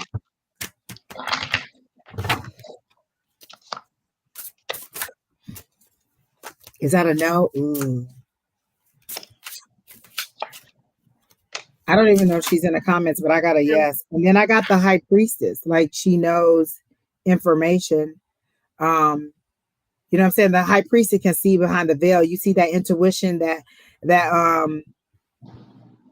that moon in the background, that's your connection to your intuition. They're saying use your intuition. You know what the answer is gonna be. You gotta know again. I gotta know again. Oh, let me ask again. I mean, maybe not. Is Carmela going to get full custody of her grandchildren? See, on this one, I gotta know. I'm like, did I ask the question wrong? So Maybe I I asked the question different. I asked the question, is she going to get them? And then I asked the question, is she going to get them in the next year? And then it said yes. Oh, okay. So I initially asked, is she going to get them? And I heard no. But then they told me to do a current situation, obstacles, and advice. And I figure like maybe there's more to the story. Like there's more she's going to do. And then that was also why they asked me, are you ready for all the responsibilities? Like, do you have the room? Do you have the space? And so it could be that, oh, you don't have the space to house them or to have them present in there. But she's not responding. So I don't think that she's in the chat. So I'm not going to waste any more time going into an in-depth reading. I'm going to wash my hair again after this. I don't like this conditioner. It makes my hair feel greasy. It looks really shiny though. That's good. All right, Keena, who's next? Tina, did you see my new cards?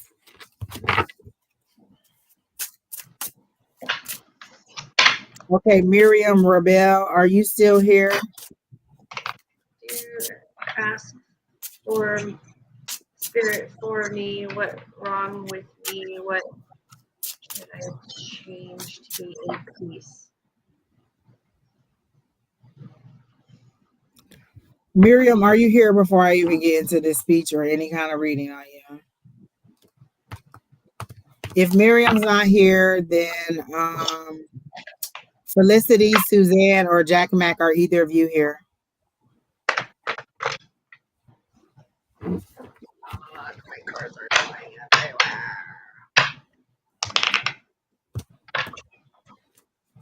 For Tarnika, I will do a relationship. Oh, you said where's it going? You didn't really ask me how he feels about you. I can do that. I can do a where it's kind of going. Like what does it look out for you? So okay, Miss Tarnika, we got it. Okay, Suzanne, you're up because the next person, Felicity. Oh, Felicity's here too, Keena. You can go back. All right. Hi, Miss Felicity. I didn't ask the question yet. Wanted a general reading. Okay. A general reading for Miss Felicity. Um, I immediately heard, what if the shoe was on the other foot and they took the shoe off and put it on the other foot and it's on the wrong foot? So, are you not being amicable or are you not being understanding in a situation that you should be more understanding in? Like if the shoe was on the other foot, how would you want them to treat you? How would you want them to survive? And so they immediately showed me a shoe going on the other foot. And it was on the wrong foot, Miss Felicity. So are you not being nice in a situation or are you not seeing the other person's side and wanting to push your agenda? Because they're showing me the seven of swords, which is, I'm sorry, the seven of wands, which is stand your ground, but they're showing it to me in the strength card. And then they're showing the lion's mouth not being closed. Usually on the strength card, the lady is with the lion and she's closing their mouth, but you can't close their mouth. So it's your aggression. Like you seem to be either relentlessly or aggressively pursuing your point of view in this situation and not considering the other person's side and whatever this situation is. It seems to be, is it a family situation or a romantic situation that you're dealing with that you are not being flexible in? That's the word they gave me, is flexible, Miss Felicia. So that's the image that I'm getting. And then the card, oh no, I'm not going to take that because too many came. I don't know their side. They don't communicate well. Okay. They're saying that's not true. You don't hear well. It literally is what I heard. It's not that they're not communicating well. You're not listening. So it's like, so if Sheri Beery was talking, then I was like, oh no, blah, blah, blah. That's not what I'm trying to say. And then she would be talking again. I'd be like, no, no, no. No. I literally heard, and I don't know you at all, Miss Felicity. Felicia, I'm only going by what they're saying. They're saying it's not that they don't communicate well. You don't listen well. You don't receive well. So if they say, I don't want to go to blah, blah, blah. You're like, why you don't want to go? They're like, I just don't want to go. I don't like it. Then they're saying that you don't take that answer. So if they say, hey, if you say, hey, let's go to my friend blah, blah, blahs and do a double date, they're like, no, I don't want to go.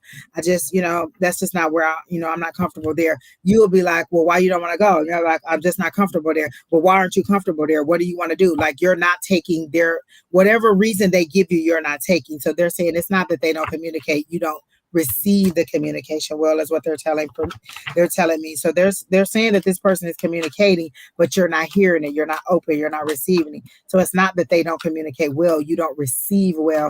And if they're harsh about it, like it's kind of like, can I go outside? No. Can I go outside? No. Can I go outside? No. And then after a while they just kind of snap. Didn't I tell you can't go outside? Go sit down or go to your room or whatever. So now you're feeling all vulnerable and bruised because they had to use a harsher tone with you, but they told you 47 times, no, I don't want to go. This is why I don't want to go.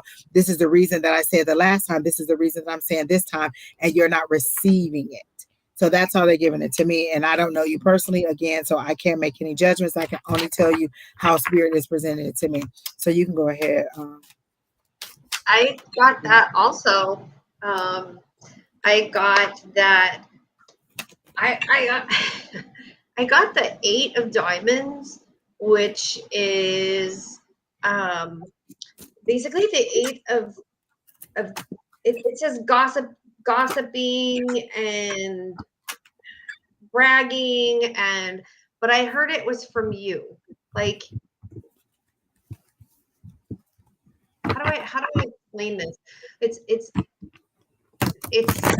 of funny because I heard it was from you, and I heard it because, and I don't know you, and I apologize if I'm hitting a nerve that's gonna kind of strike a little bit of a chord, but I heard that sometimes you have to build yourself up to feel like you are important or that you are loved. And so you brag about things and say things. And like Angie said, you don't listen to the other people. Then I got the Jack of Spades, which is a rebel. It has bad news. It's backstabbing. It's untrustworthy. And again, I heard that that's like in the situation, like people don't know who to trust. They either trust you or they trust the other person. It's the situation of it. And then I got the the 10 of diamonds, which eventually is there is, hi Terry T. There is financial success and relief and a sudden improvement in the situation. And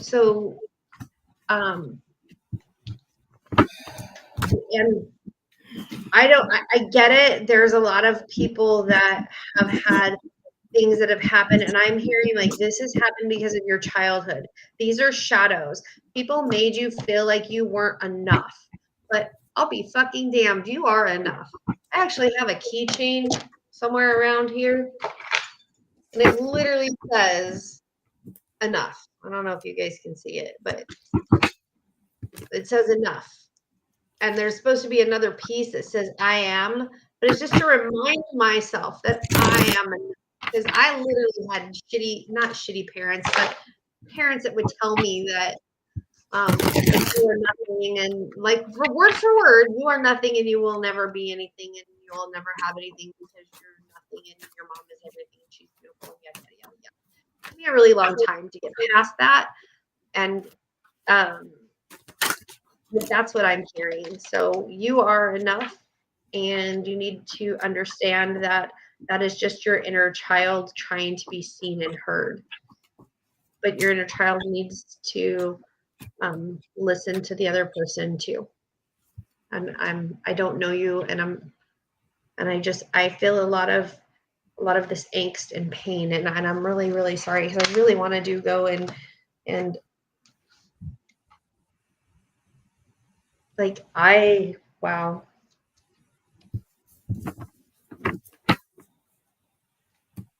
That was hard. That one was hard. So Miss Felicia, while Miss Sheri was doing your reading, I was pulling cards to you, and I was going to do your person, and where the relationship is going, and they told me no. They told me do the current situation, the obstacle, and the advice. So your current situation is that you're quick tempered. You just move in haste. You just say what you want to say. That sword means that you cut. Your words cut. You just say what you want to say. You don't give a damn what, like, you know what I'm saying? You don't seem to have any,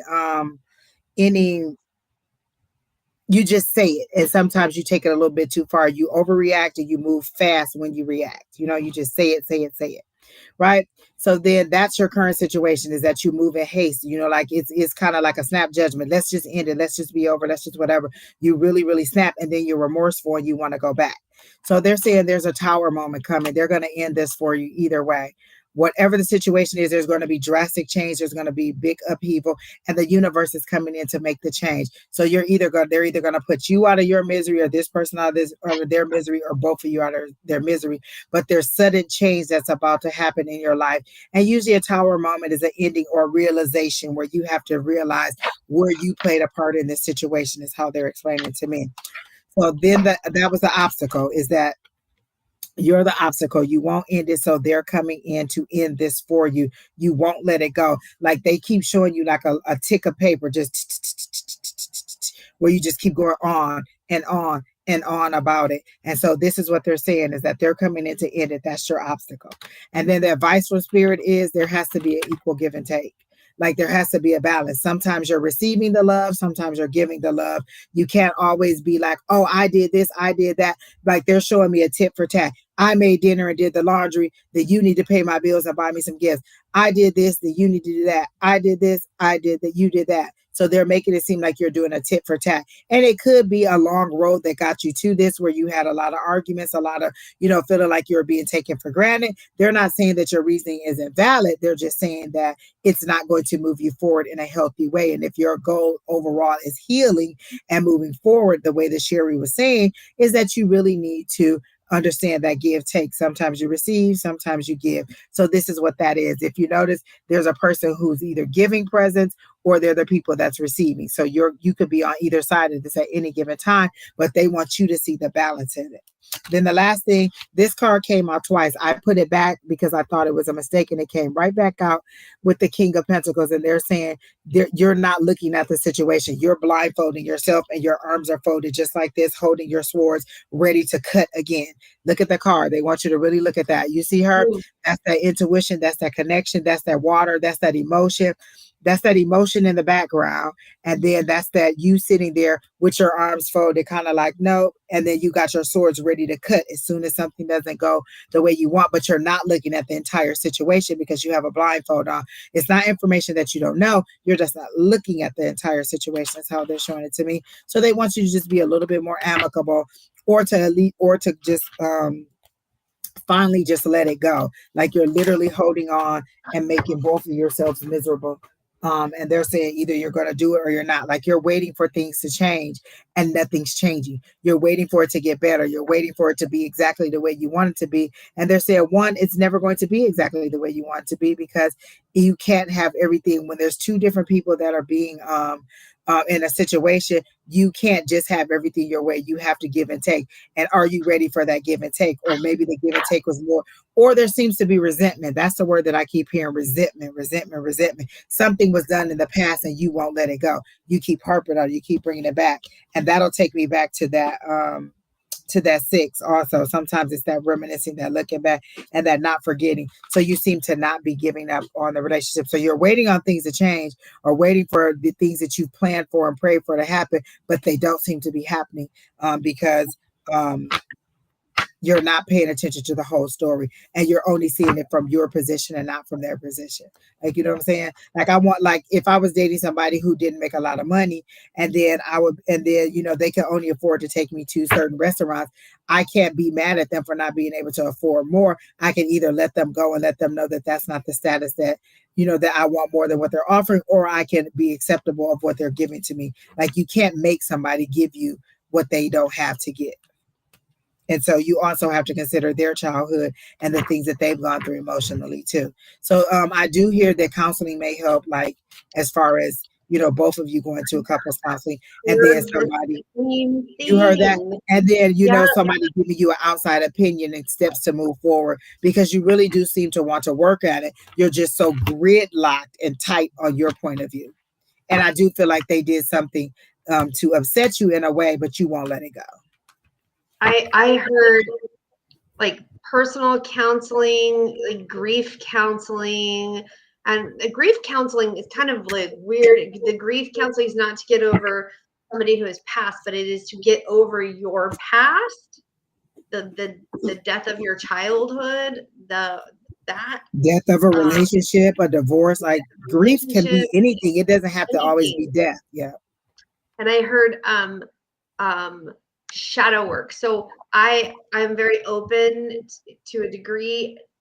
I am a practicing witch. We work on our shadow work. Shadow work is those things that we like to tuck away in our bodies. Again, like what I was talking about with my parents telling me that I was nothing. And so I had to work on that for a long time, because I bought that. They handed me that gift and said, here, this is yours. And I was like, great, here's my baggage. Like, I am nothing. And I carried that for a long time, and I didn't have the receipts to give it back. So my shadow work was to give it back. And so those are things that that we need to work on. So there's shadow work, there's things out on the internet that are journals that you can work on shadow work, but I did hear like some personal counseling to get through your childhood stuff. I have done it. I've had to. I had to. Otherwise, I would be Charlie Pagan. We will give you a reading. You don't need to tell me their signs because I don't use the signs to do the reading. But I can give you a general love reading.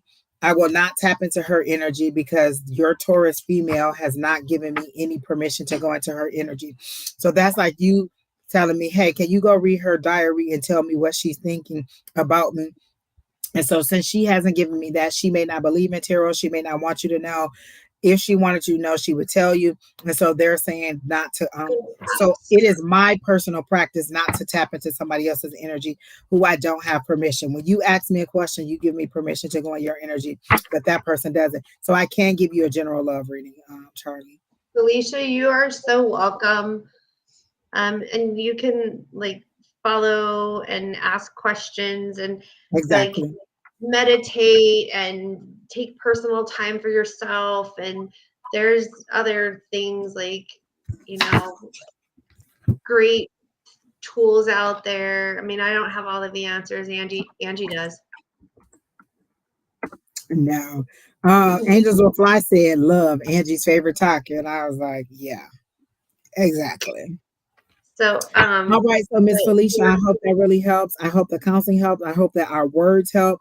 I know that Sheri gave you a very in-depth, conversation and reading, and then lots of good advice. So definitely, we both saw the counseling, and I do think that this could turn out better for you. It's just about seeing both sides equally, and you seem to generally have a good heart. I literally don't get that you're like operating in malice. You're operating in protection. Like I'm protecting myself. I have built this wall to protect myself, and then anything you do that is trying to breach that wall, you're going to get thrown back over, you're going to get kicked out, or I'm going to reinforce the wall. And so in reinforcing that could be harsh language, that could be arguments, that could be, just misguided anger. And they're saying just work through that. So you're either going to move forward with this person and believe them. Like when you forgive somebody, you give them a clean slate and say, you know what, I'm going to forgive what you did. I'm going to move forward and we're going to move forward from that. You don't move forward and then continue to harp on it or continue to punish them for it. You either say, no, it's over, or you definitely move forward. But I wish you all the best. And you just seem like a very nice person. Like I really just get like sunshine and lollipops when I get in your energy. And you're welcome, Miss Felicity or Miss Felicia. Everything out of like that protective nature of yourself. And I just see that little kid in the corner. Yeah. And Spirit's not saying that you're not wrong to protect yourself, but you do have to be a little bit, flexible in the situation. Because say you decide to end this relationship and you go into another one, you're still going to be punishing that new person with these feelings or this residual, hurt that you have until you deal with the hurt. So again, one of the things I say, I release all that no longer serves me. So if that hurt is something that no longer serves me, I let it go. But you have to realize when you tell the universe, I release all those things that no longer serve me, it starts pulling those things out. Those things are going to fight to stay. So say you say, my inner child is hurt, and then you release those things that no longer serve you. And then here comes the universe working on your shadow side and working on that little inner girl hurt. And then you're acting out. You're being bratty. You're being irritated. You're being frustrated. You're being, unreasonable. And then they're like, and for me, I have to notice my regular, where am I way off kilter or where am I too, what I'm saying? Where am I at? This is my mid-level here. Why am I either too low or too high? And then recognize, oh, the universe is releasing something. Let it go. And I love what Angels Will Fly said. That's why I'm not in a relationship right now. I know I need to heal myself and bring me back. And sometimes we need to take that time to say, hey, what do I want? What do I really want? Like literally, it took me having that alone time to realize, you know what, Angie, 20 years ago, she wasn't ready for a marriage. Had she found her husband 20 years ago, she'd have tore him up because she was that person. She was that, I have to be proven right. I'll argue with you. We'll go toe to toe. I can do this. I can do that. So she was that person. But Angie now knows that she wants a marriage. She doesn't care so much about the wedding. I wanted a party. I wanted a dress. I wanted a tiara. I wanted the whole big, gigantic, beautiful wedding with all the bridesmaids. That's all I wanted. It didn't matter who you stuck next to me, whether he loved me or not. I wanted the party. Now I want the presence of the marriage and not the party. So know what you want and why you want it. Why do you want the relationship? When people ask me now, why am I dating or what I'm looking for? I'm looking for companionship. I'm looking for somebody who wants to spend time with me. Like I like to talk on the phone. I like to laugh. I like to watch movies and things like that. So I want somebody who likes to spend those times and do those things with me. That's what I'm looking for. Like not necessarily like I need you to finance me, which I'm not going to say no to, but overall I want companionship. And so that's what they wanted me to let you know. Like, what is it that you truly, truly want? And do you know what it is? And can you put it out there for the universe to give it to me? Because literally, I can see them checking off my boxes. This height, this color, this type, this, you know what I'm saying? You set your parameters and you get what you ask for. You get what you get. It's not you, you know what I'm saying? The universe is not here to hurt you. They're here to help you. Are you telling me I'm too short? Are you telling me I'm too short? Are you telling me I'm the wrong gender and I'm the wrong color? Listen, if you were a male, you would definitely be too short because I need you to be taller than me when I put my heels on. And we stand toe to toe on flats. Listen, I tell people all the time, if we are the same height, we are not deterring anybody from kicking our ass. Two of us the same size, 5'4", they just go push him over and then just assault me and take all my money. Dude, I need you to be, you know what I'm saying, a little bit tall so you can have some presence. And they'll be like, oh, okay, she got somebody who's standing next to her who could protect her. If we both 5'4", we about to get our ass kicked.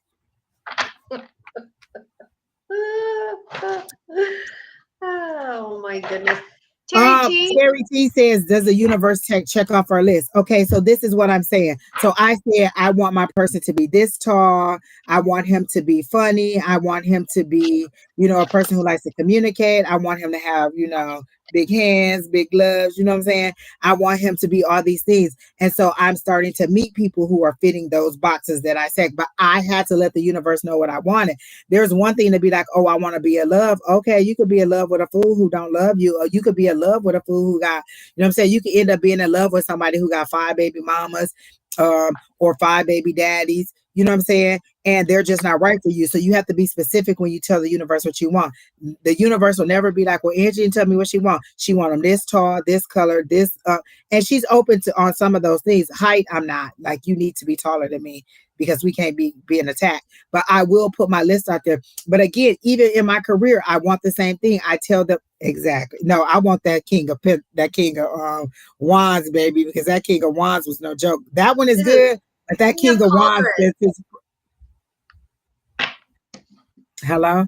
And so even in my career things, I'll tell the universe, okay, I want to do this full time. I want to do this in a live audience. I want to do this where the people that I'm serving or the people that I'm healing don't have to pay, and a large corporation pays me for it. So if I'm doing a show live, now I just see Donahue. They just keep saying Donahue over and over and over again. And I don't know if any of you know what that is, but Donahue was a talk show person back in the day, and they would pass the mic around. I literally see like on stage and Keena in the audience passing the mic around. So how Keena controls the chat here, she controls it there, but she's live in the audience and she's passing it around. And you know, Keena do her parking lot readings every now and then. So I give the universe my thing. So, okay, this is live, check. This is somebody else paying for a check. This is my people not having to pay for a check. This is Keena helping me check. So the universe will check off your things if you tell them what you want, but you have to be specific. And I have no problem telling the universe what I want financially, what I want romantically, what I want physically, what I want mentally. And then they work with me. It's not going to say that tomorrow I'm going to wake up and then here he's going to be. They have to move those things into my universe, and they have to, you have to give it time to walk through. So I give them a list of things that I want. So they're like, oh, okay, this person fits the bill. This is who Angie wants. He's going to be at Starbucks on Monday at 4:00. Let's get Angie to Starbucks Monday at 4:00 because he's the right height. He's the right color. He, you know what I'm saying? He's funny. He likes to talk. He likes to this. He likes to that. So they put us in the same space that we need to be in so we can meet. Not saying that that's happening, but I'm saying when you give them something to work with, they go ahead and try to check those things off for you. So I hope that makes sense for you, Terry T. So like if these people, are working your nerve, Terry T, you can just, tell the universe, look, I don't want to be involved. Listen, I don't want to deal with them anymore. I want to separate from them or blah, blah, blah, blah, blah. And you give them your list. And then the universe starts doing that. They start creating space between you and that person. They start creating clarity between you and that person. They start creating understanding. But you have to tell the universe what you want. Just saying I'm frustrated and I don't know what to do doesn't mean that the universe isn't talking to you. It means that you're not receiving what they're talking, because the universe is always talking to us.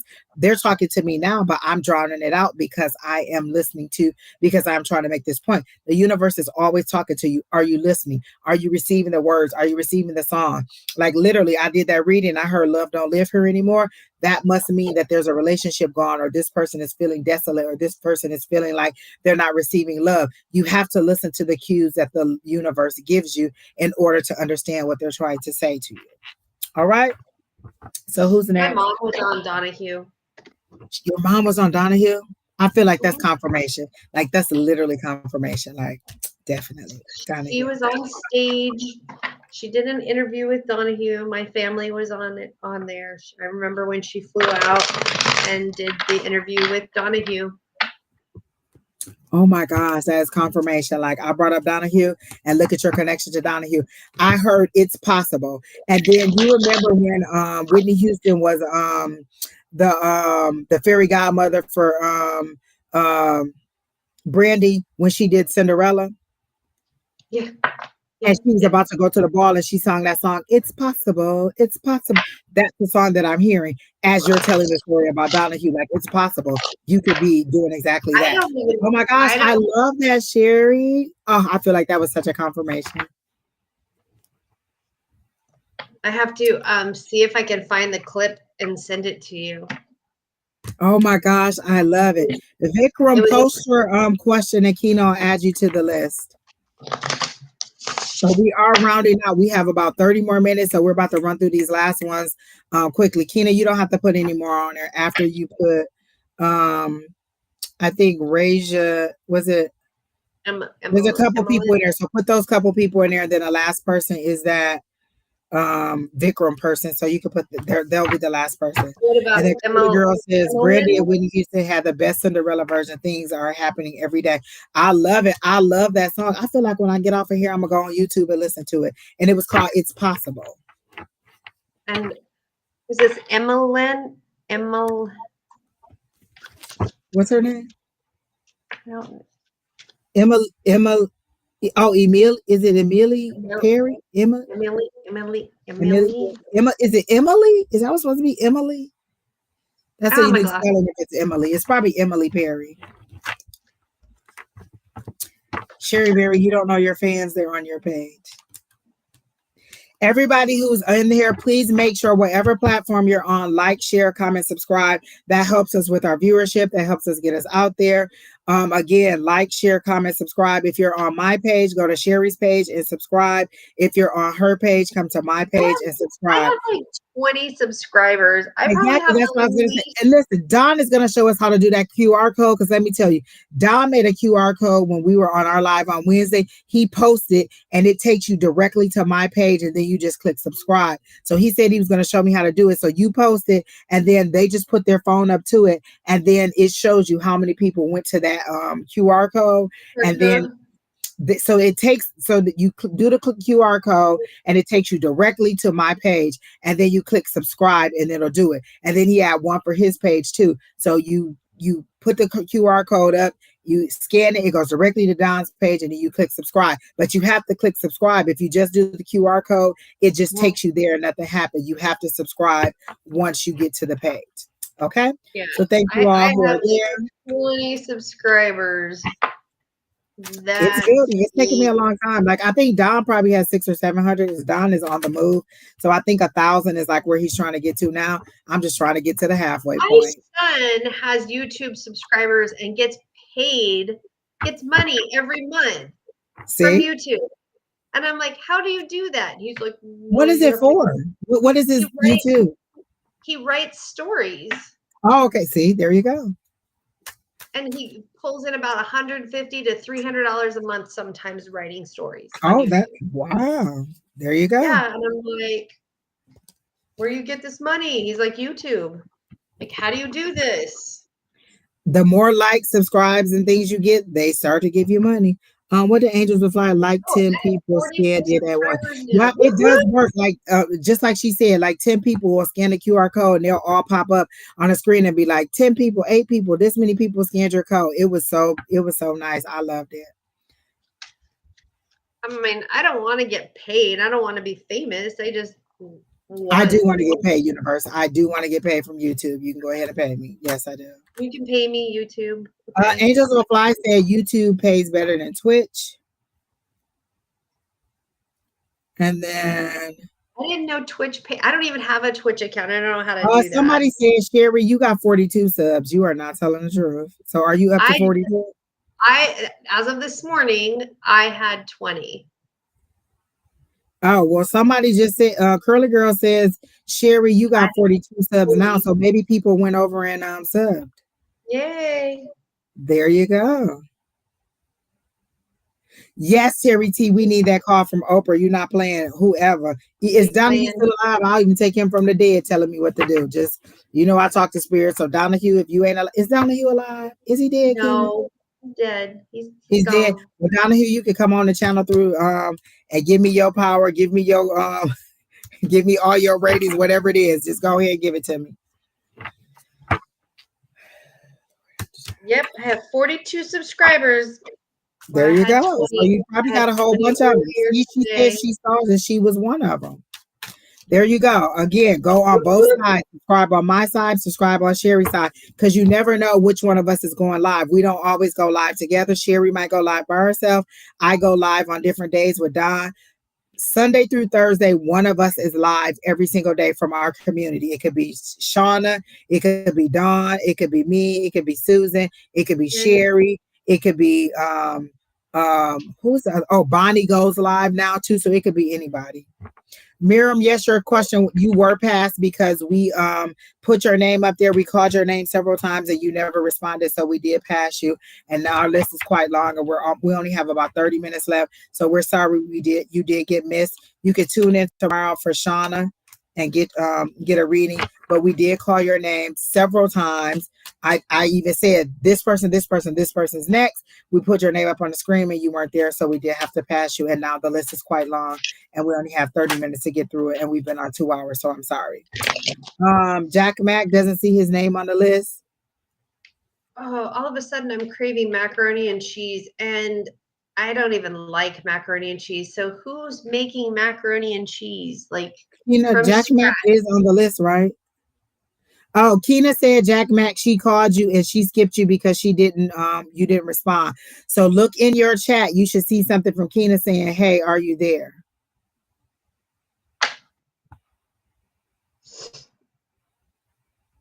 Is that what happened to you? What, Star? Wait, did we skip you? Oh, I guess that's what it is. Keena is saying that see, this is her saying that she added you and you didn't respond. So when Keena says, are you still here and you don't respond, we skip you and go to the next person because our chat is big. So if she adds you and you didn't do it, then she skipped you. So when Keena asks you have to respond to her so that we don't waste time doing a long reading when you're not paying attention. So the next person is who, Keena? Curly Girl, we haven't missed you. Is that who asked? We haven't skipped you, Curly Girl. Suzanne is next. Okay, there you go. So the list is going across the bottom. So when Keena came in, she started to make sure everybody was still there. And if you didn't respond, she took you off the list. Because we got to get through all these people in 30 minutes, and we're about to roll through it. Will I get the funding in the next couple weeks? I heard yes when I first read your question a long time ago. So Suzanne, will Suzanne get the business funding that she in the next couple of weeks? So I got Suzanne get the business funding she is seeking in the next couple of weeks. So I got a yes. That's my circle for yes. Okay. So I pulled the red joker, which is the yes unknown. I pulled the 10 of diamonds, which is a 10 of pentacles, and I pulled a 4 of diamonds, which is also a pentacle. And pentacles are the money, the money or the abundance. So the 10 of diamonds is financial success, joy, money, and then the 4 of diamonds, we're going to say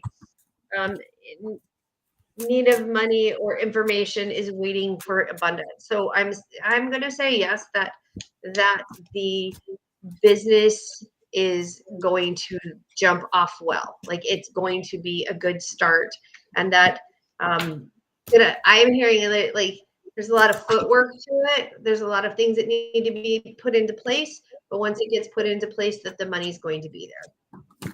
Oh my gosh, I literally was hearing that it's going to take some work. Like you're like they were telling me she's going to get it, but not the way that she wants, and it's going to be a little bit more work than she thought.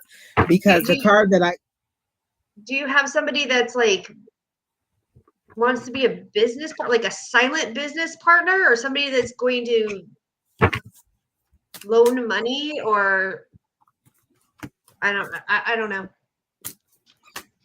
It's been a long time coming. Okay. Yeah, that's it.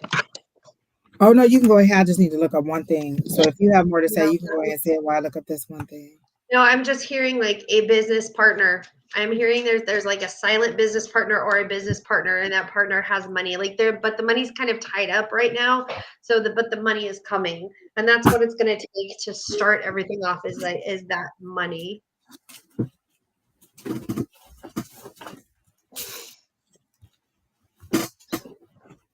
Well, yep, there it is, a business partner.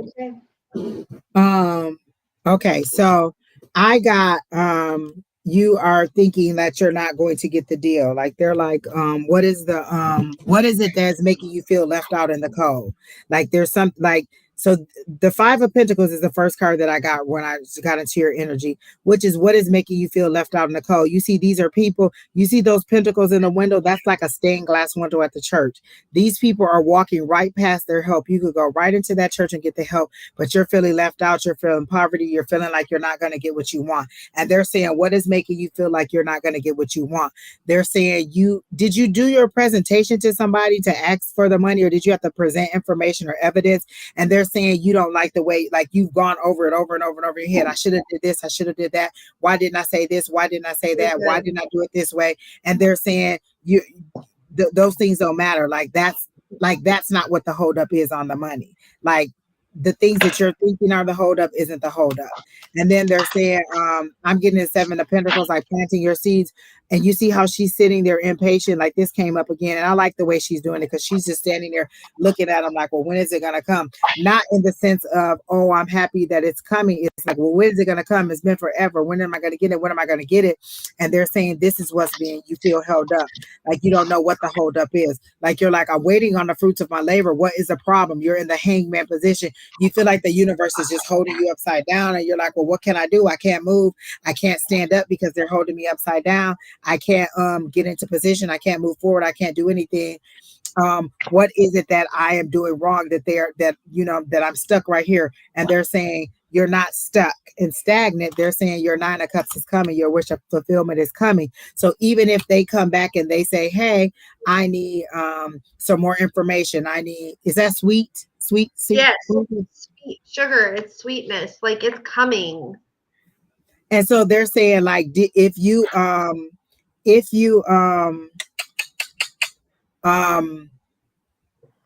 your wish fulfillment is coming. You know what I'm saying? If they come back to you and say, hey, we need you to do this, this, or this, or maybe we need to change this, or can you give more information about that? Don't think that your presentation was a failure. Know that it was perfect. Like you said, they're saying they loved your presentation. It's you in your head going over, well, I should have did this, I should have did that. So it's not the presentation that was a problem. The problem is whatever's happening behind the scenes, or maybe they're making a decision on what they're actually going to give you. Like sometimes you go to the bank, you be like, oh, okay, when your car person puts your loan in, they put the best possible in. Let's give her 1%. Let's give her this no money down. Let's give her 4 years. Let's do this. So they put the best terms in that they want. And then the bank comes back and says, no, we're going to do 5 years at this rate, this amount.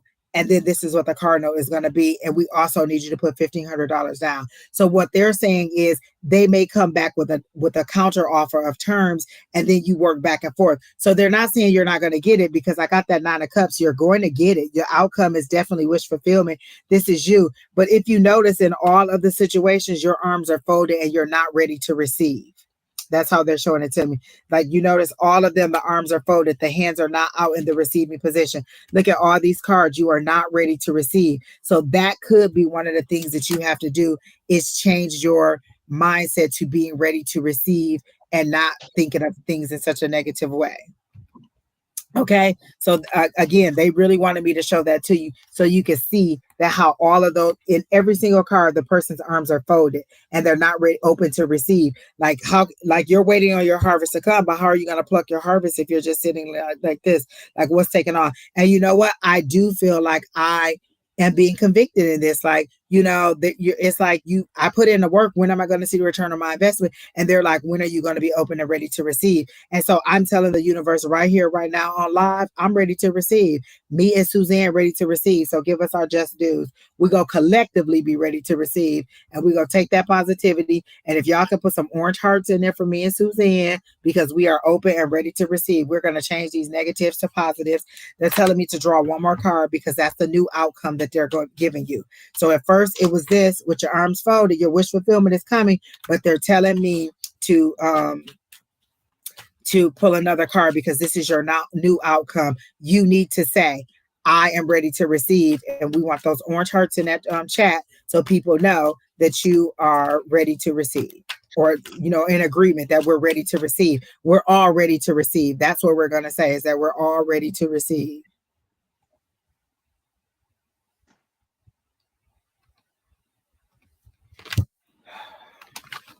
Hold on, guys. My computer is acting real crappy. So I have to move this little thing here. I'm ready to receive. Exactly. Oh my gosh.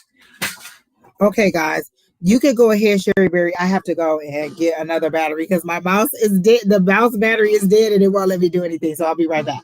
But I'm done with Suzanne, so we can go to the next person and you can go ahead and get started. I'm done with Suzanne too. Suzanne, just be open and be patient because there is a partner and the money's just tied up. Okay? But you got this. The Heart Wiki says that orange, but it looks red to me. Oh. I like orange. I'm wearing orange eyeshadow today. You're welcome.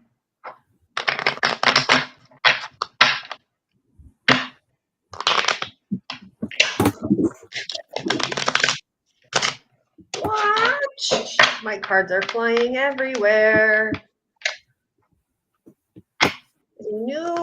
Any new people coming towards me in love? Like romantic love, or are we talking like I got a dog and it loves me? Because that's the best kind of love. You're welcome, Suzanne. Madeline. So I gotta know. And then I gotta know again. And then I got another no. You know what I got? Fix Your Face, Angie. I got Fix Your Face, Angie. And it's kind of like you being unhappy. Remember when the girls Olympic team was winning, and that one girl outscored one of the girls on the US, and she was sitting there like this. And that's what they're showing me for you, Madeline. Like, you need to fix your face, or your expression. Like, whatever you're feeling, it goes straight across your face, and that could be a good or bad thing. If it's compassion, then look, it's compassion. But if it's disgust, like get out my face, don't do it, then that's could be what they're receiving. So you want to know, is anything coming in love? I'm going to do a 3-card spread for you regarding love, and I'm going to do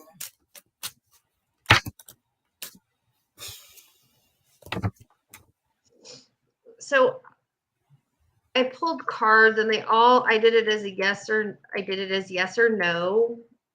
They got all no's. But what I got was, you're not ready yet. Like, are you working on yourself? Are you working on some healing? Did you just break up from somebody?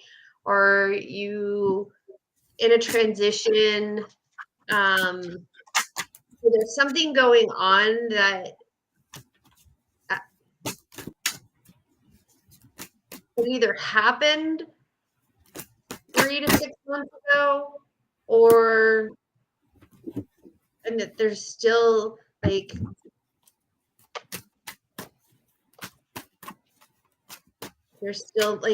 healing that needs to be processed. Like you're not allowing yourself to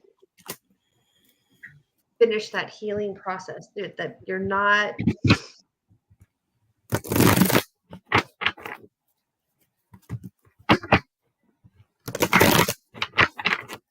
being truthful with yourself. Like you're saying, I'm ready, I'm ready, I'm ready. But I don't think you're being truthful to yourself. Okay, so then I went and pulled cards, and I got the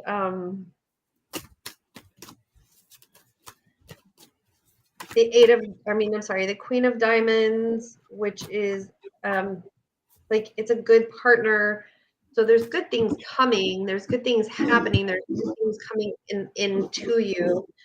And then I got the King of Hearts, which is your soulmate is coming, your soulmate is on the way. And then I got the 8 of Clubs, which tells me it's talking, it's working through this process, that there's things that you need to sit down and reflect on and work through. So I'm not saying like I'm getting the fact that you want it to come now. It's not coming now. It's going to be down the road.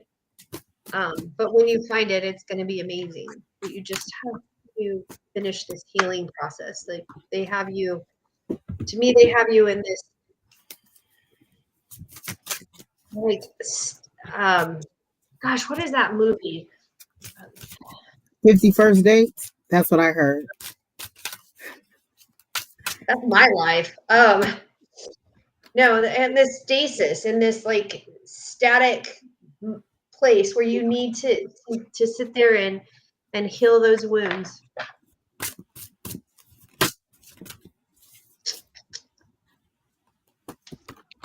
All right, I'm doing.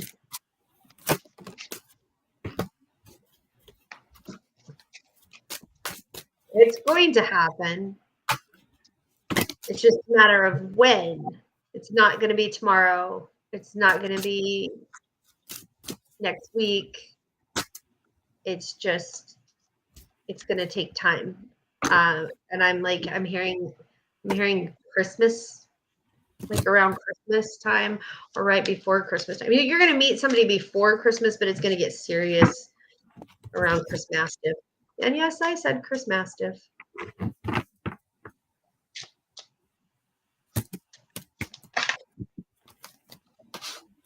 And this is a new deck of cards that I have. It's the magical. I'm sorry, it's a new deck, so it's the Tower. It's the Tarot of Mystical Moments. And so I was going to do your read on the Modern Witch Tarot, and they told me to go to these. So these are my new cards, and they're connecting to me. So this is them talking to me, and I love the way they did it. And so I decided to do an opportunity as a challenge and an outcome for you regarding love, Miss Madeline. And the opportunity that I got is that for the Seven of Swords, it's usually some kind of deception. Usually somebody's walking away, some trying to get away. The way they show it is you transforming, you changing into something else. I love the way they present the Seven of Swords. Isn't that different? I've never seen it like that. This is you changing. This is you being different things, you changing into what you need to be or what you can be. And so what they're telling me is that your opportunity is that you still have time to change. You feel like you're trapped and like you're not able to move forward. This is you feeling like you're caged in with love. Your wings are too big. You're too big for love, and love hasn't provided you the space that you need. So like Sheri said, you need time to heal. Love hasn't provided you the space that you need. So you're changing. You see how that this person is totally different here than she is going that way. So she's changing. There's some deception. There's some there's some secrecy, there's some things that are unknown, but you are changing is how they're presented to me, how they're saying it to me. Though that's your opportunity. You have time to change. You feel like you're locked in, but it doesn't have to be that way. That's a lie. That's the illusion that you're telling yourself. Okay, that's what they're saying. That's the illusion that you're telling yourself. You think that you're trapped. This is where you think that you are. And so you're telling yourself the lie that you're trapped, and here you're not trapped. The opportunity is that you can go and do whatever you want. I'm sorry, that was the opportunity. So then the challenge is the full card, going all in with that change, being able to adapt, being able to just say caution to the wind, and I'm going to do exactly what the Lord says for me to do. And so that is what they're telling me, to go ahead and move, for you to move forward, and for you to take some action and change that mindset. Stop feeling like a victim. Stop feeling like you're trapped. Stop feeling like there's nothing you could do. And I know exactly how you feel, because I felt like I was in a karmic situation, or in a situation where I couldn't do anything. I kept saying, can I, can I, can I? And my guys were like, nope, nope, this is who you tied to. I said, let me tell you what.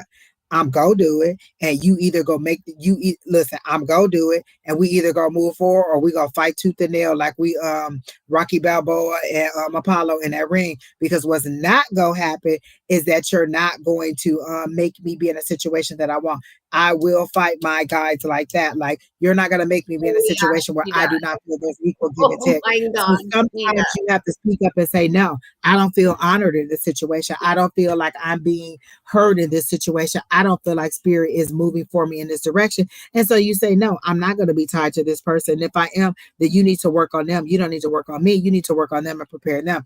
And so I just push it until they're like, you know what, Angie, just do it. A kid like, can I have a popsicle? Can I have a popsicle? You say no. You say no. And then it's finally, go get the damn popsicle and leave me alone. So you let them go get it. So this is spirit being like, Angie, just go and do what the hell you want to do.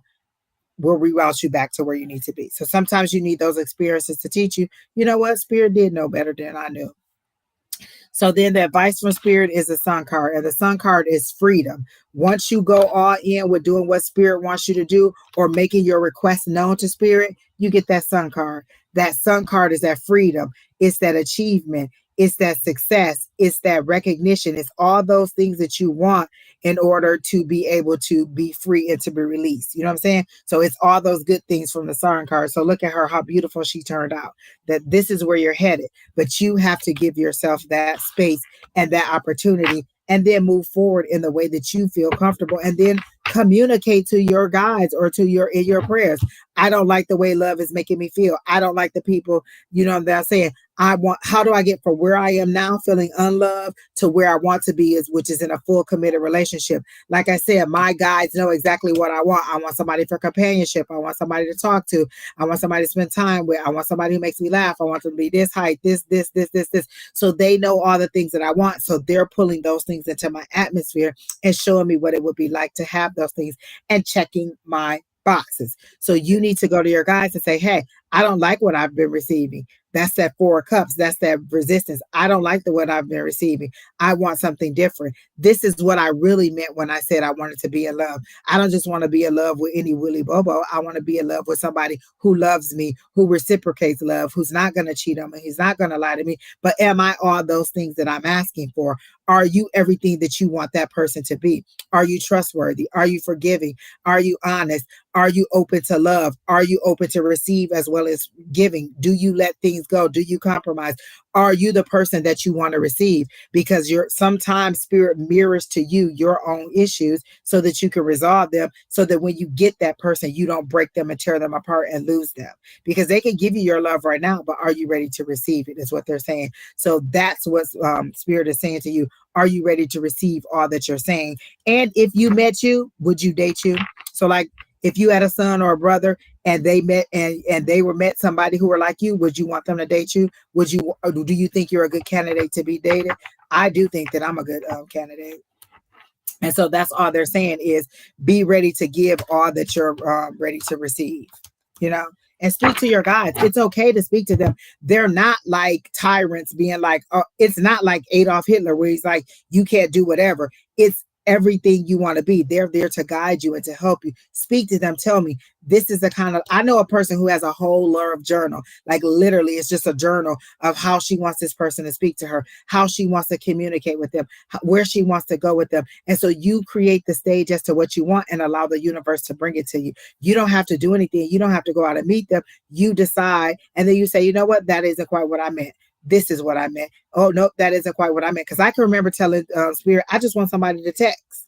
And then they're like, oh, okay, I'm going to give you somebody to text. And then this person is an awful, awful, awful. And so then I'm like, no, that's not what I meant. I want somebody who's honest, who's not just only looking for sex, who's not this, who's not that. And so you keep adjusting until they understand exactly what you want. All right. So who's next, Keena? We got about 10 minutes to roll through. Come on. Curly girl, you're next. Come on.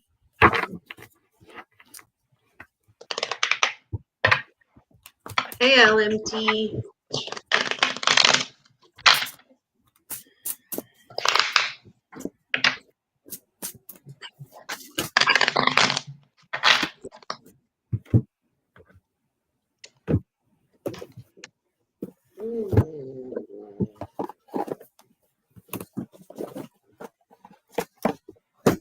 I think that my fingers must be getting smaller because I just keep dropping all the cards. Like, what the hell is wrong with me? Curly girl, what are you going through?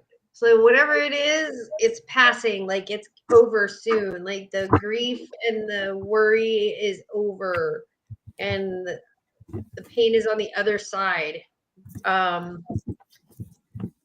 Then you're going to be. It says lush greenery, reaping the rewards of the work, and then the sense of the path. So whatever you're going through, it's soon to be over. So this is the ten of spades, which is death. Like whatever it is that you are dealing with is leaving.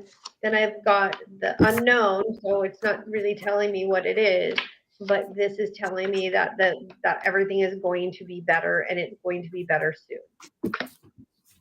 soon. This curly girl.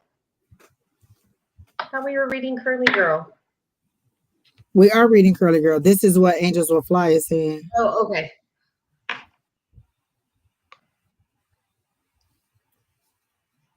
Oh, yes, you are so right. Angels Will Fly. I do need all of that.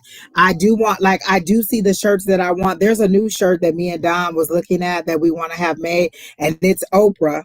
And you know how she'd be like, you get a card, you get a card. Instead of that, it says, you get a card, and you get a card, and you get a card. So that's one of the things I want.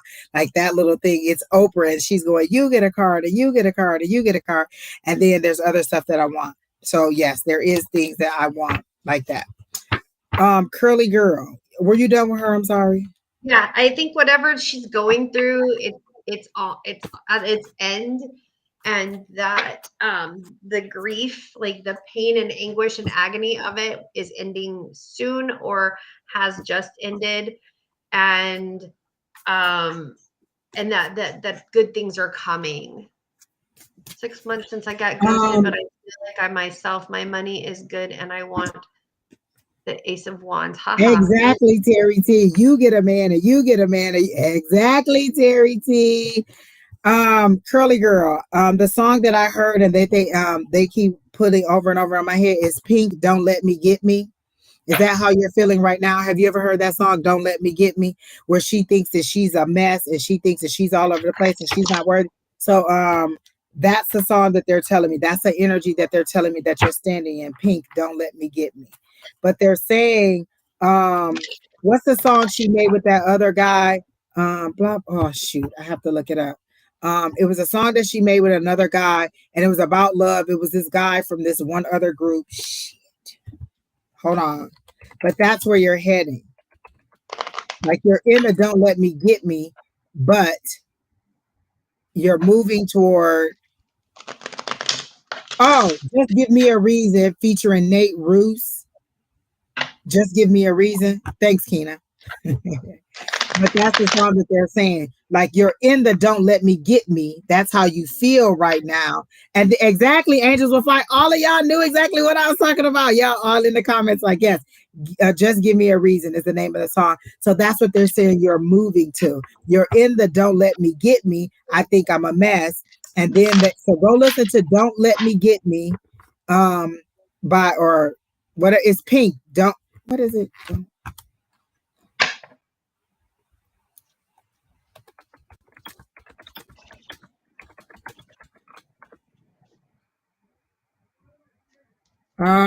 Yeah, so that's the name of the song. Don't Let Me Get Me. It's by Pink.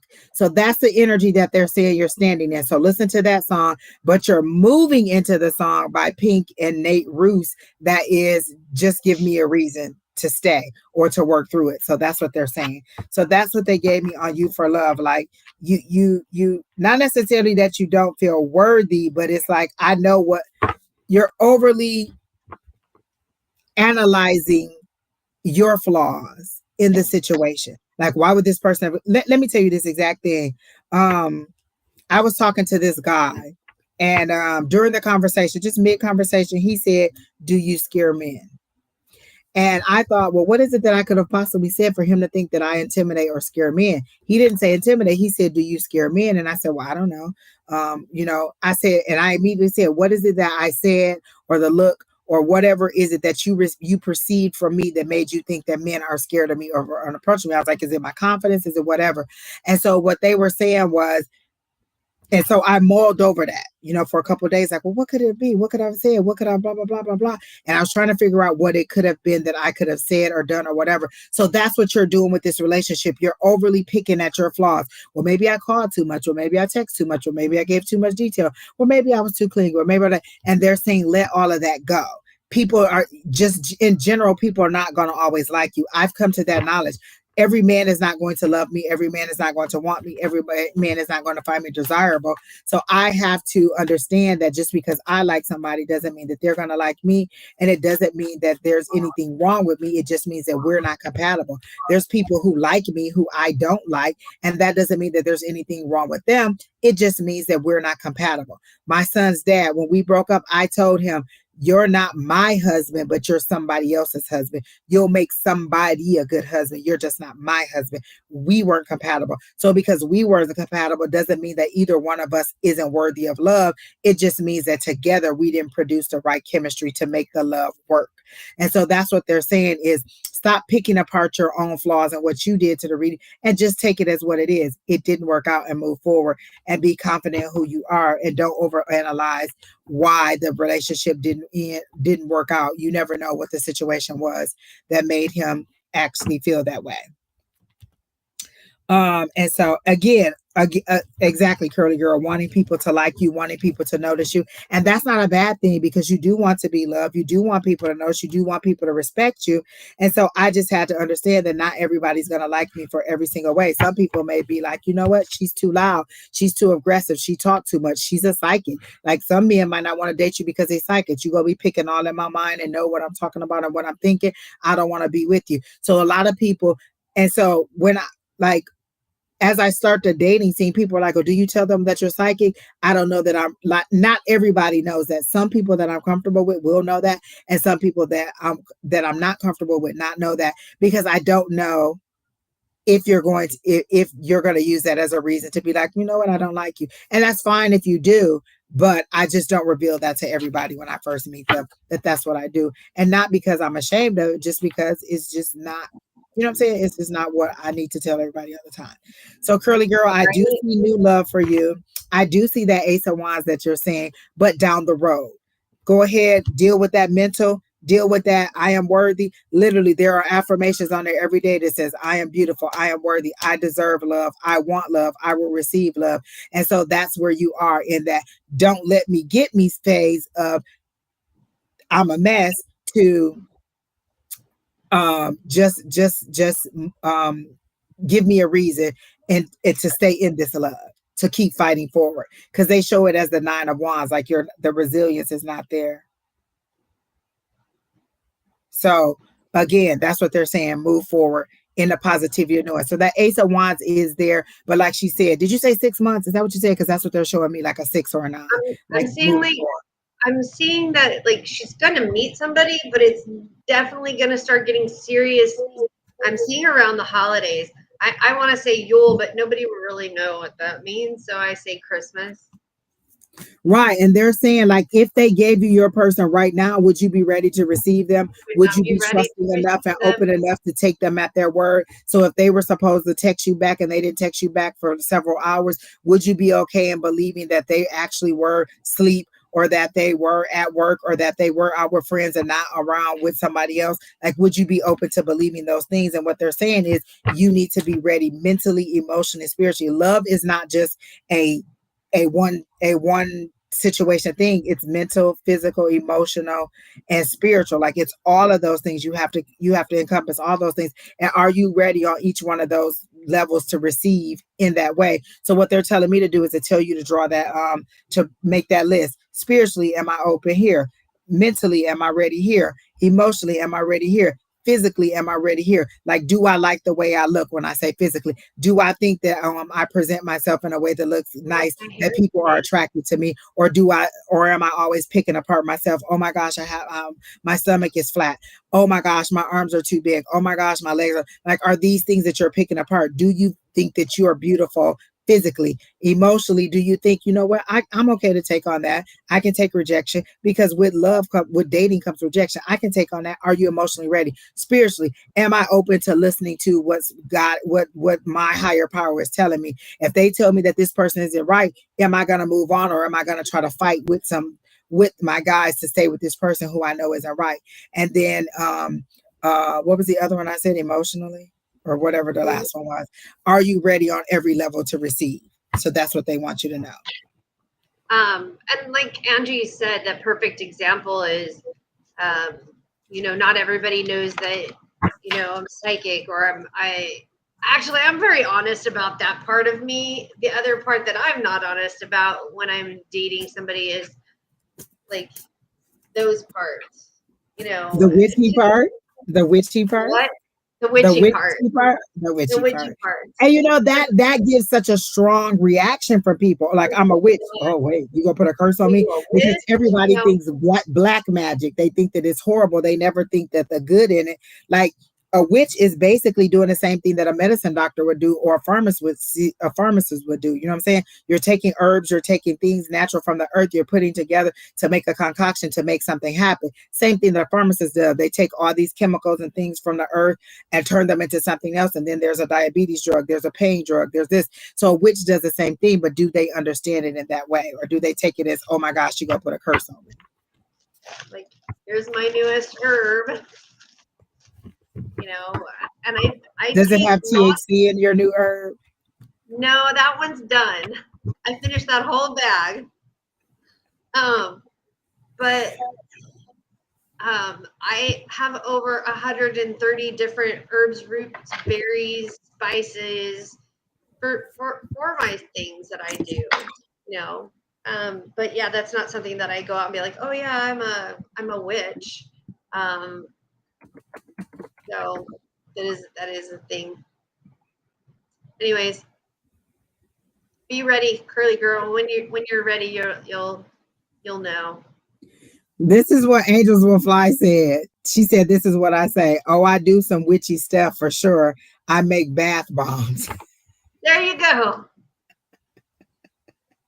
Well, I like that. Like, I do some stuff. You never know what I do. I like it. I like it. I like I it. know what I do. Exactly. So who's next, People are Tina? lucky I don't fucking get out of cow tongue and start doing other shit, but just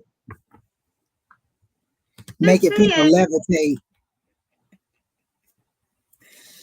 All right. So Jack and Mac, will I ever see Rita again? I'm just gonna do the pendulum. I'm not even gonna I'm do it gonna again. say no.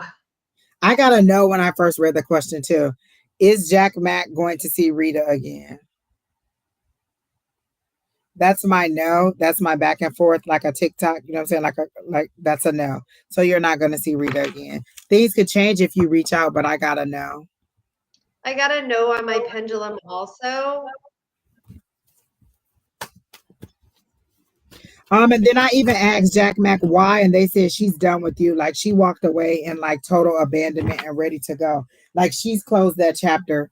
is how they're making it seem. I don't know if you two are still in communication, but when I asked, I was like, well, why won't he see her again? And they show her like sadly closing the door, like with a broken heart, like, you know what, I can't deal with this anymore. And so they show her closing the door and just being done with it, but being final. Like maybe she was a little bit curt or a little bit rough or a little bit mean, but it had to be for her to protect herself. So I don't know if you were the person in the relationship who were not, you know, honest or faithful or whatever, but her hurt is shining through and she's moving on. So that's what I got. Sorry, Jack Mac. Who's next, Keena?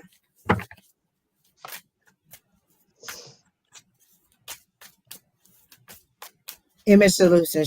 Okay. So we discussed in the comments that she says that a general would be fine, but there was definitely a thing I wanted to do for her, and it was a relationship spread. Um,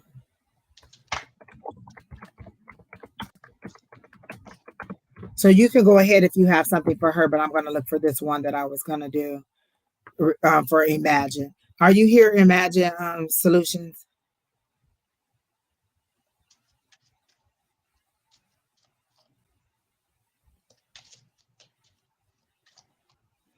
And so when you say the new person that I met, I say, I want to know the future of me and the new person I met. Okay. So I'm going to do you, your partner, and where it's headed.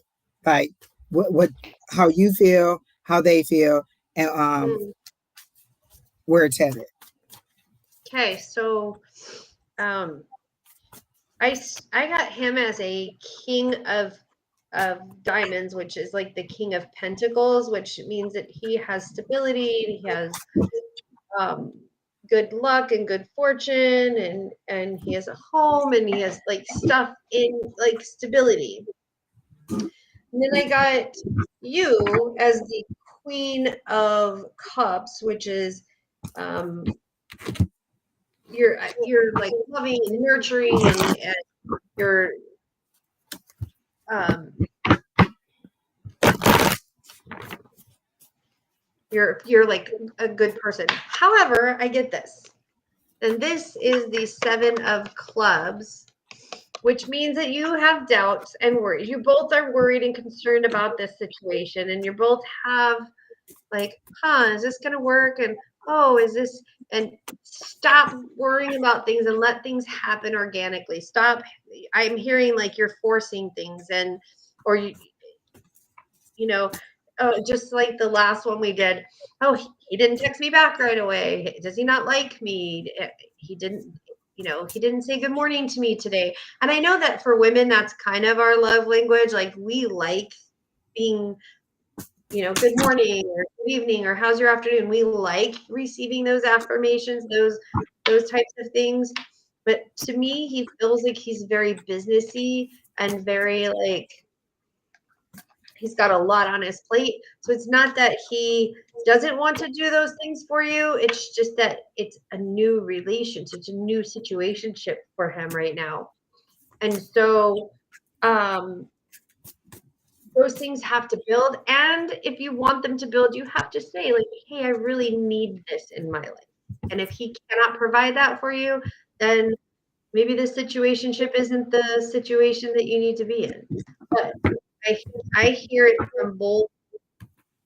Like he's like, oh, I hope she's okay that I didn't. Oh, I should have. Oh man, I forgot to. Oh, it's not that he doesn't want to or that he doesn't think about you. It's just I should text her, and then he gets busy.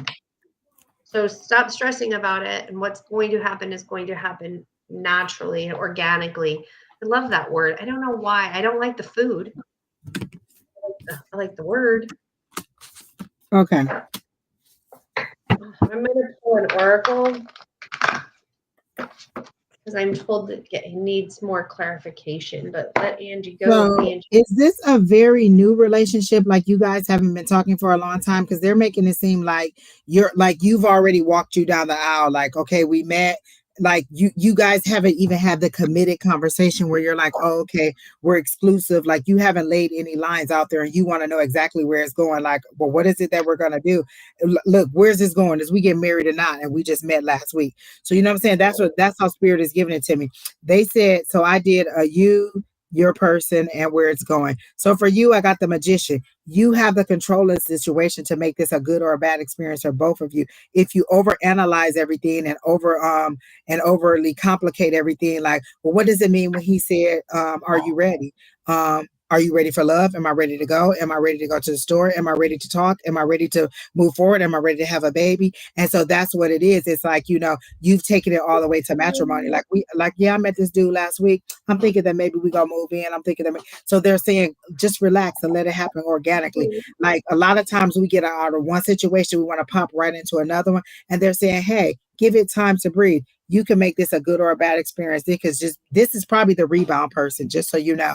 If you just broke up with somebody else, this is the rebound person. This is not your forever. So don't make a forever out of a fling. This seems to be somebody who just to get your rocks off. And literally, the spirit, this is not me saying this. I don't know you personally. I don't know nothing about you. This is spirit basically showing me rocks, like you getting your rocks off. Like this is you keeping your confidence, keeping you back in the saddle, getting what you need physically until you're ready to move forward, because they're saying this is your rebound. This is not your person. You already know that you don't see a future with them because you've already taken it all the way to the end. And there's things that he don't do right. Like he might blink 3 times when he drink his drink and you just don't like that. Like, why is you blinking this shit? Like, what is wrong with you? Just drink the drink. So there's something about this person that doesn't give you exactly what you want. So that's what they're saying. You have the control in this situation. Is it just sex?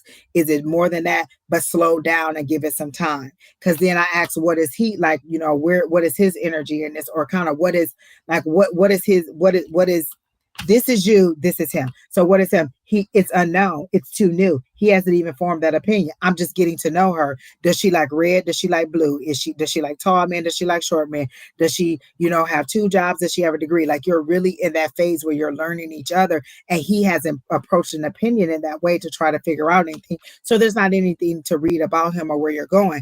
But where you're going is the pentacles. That's that new, that's someone coming in, or that's something coming in to offer you something material, but you need to change your mindset. You need to be more open and less what am I losing, because this is your next card for the advice from spirit. You're concentrating on the things that happened in the past, the things you lost, the hurts, the pains that you went with in your last relationship, and not realizing this is a new opportunity. This is a 5 of cups. So cups are emotions. And then 5, 3 of them are spilt on the floor and they're worried. And the only thing they can see is the 3 that are spilt on the floor. But there's 2 that are still available to you. And you're not concentrating on them because you're concentrating on what you lost, what's gone, what's spilt, like spilled milk. And what they're saying is there's new coming in, but are you ready to receive it? Or are you going to miss what's coming in? Because if you look at this person, she's not even looking ahead. I'm coming in to give it to you. You can't even see me because you just concentrate on all the things that are going down the drain and all the things that you're leaving. So this relationship truly doesn't seem to be like it's going to be a long term. It's just a hello, how are you doing? But it also gives you the opportunity to shake off that old relationship and get in the power of your new relationship and get your femininity back, get your sexiness back. Like sometimes we think we look good, but we may not think we look sexy, or we may not think we look attractive to somebody. Like there could be people who think that you look beautiful and you like, girl, I got a bump on my forehead. And they don't even see that bump, but that's all you can concentrate on. So they want you to stop concentrating on what you lost and to understand what is still available to you and what's coming to you. And they want you to get that focus now before you miss the opportunity because you're not paying attention. So that's what I got for you, Miss Ma'am, in love regarding this situation. But again, what they say, save a horse, ride a cowboy. So go ahead and do what you gotta do and have a good little fun with this, because this seemed like a summer fling. And I do feel like it'll make it through the summer. Like it'll be something that'll get you through like the holidays and the trips and the blah blah blah stuff like that. But I don't feel like it's going to be long term. But don't take my word. I started to say relationship, but I literally heard stop. It's a situationship. Yeah. and let it be that, and don't try to make it anything else. Don't try to make him a husband that he's not, because listen, and what if you make him your husband? Like, you decide, okay, I'm gonna make this work, I'm gonna marry this fool, he gonna be who I want. Well, your real husband, who the universe had for you, is sitting out there, and the real wife that they have for this person is sitting out there, and now they about to put your husband and his wife together, and they about to be a couple, and y'all about to be together mad and miserable. So I'm saying, you done that, put a different perspective on it. Like, I'm saying, I'm gonna force this man, I'm gonna force this relationship to work, and both of y'all spouses out there, and they're like, well, shoot, they not coming along, let us, boom, and now they're together, and you're stuck with the person who you didn't want, and your person and their person are together, making life grand, because you created this person to be what you wanted them to be, and he's a perfect person. The universe is like, well, shoot, this might as well get him to somebody else who's ready for him, who's not going to pass him up. And so that's what they're saying about you missing the opportunity and not being ready emotionally and mentally for what's coming your way. So that's all I got. Were you about to say something, Ms. Sheri? No. All right. I was looking at the list. So we have this. Is this our last one, or we got one more? No, we've got lots more. Three. We got three. Oh shit! Wait a minute. Okay.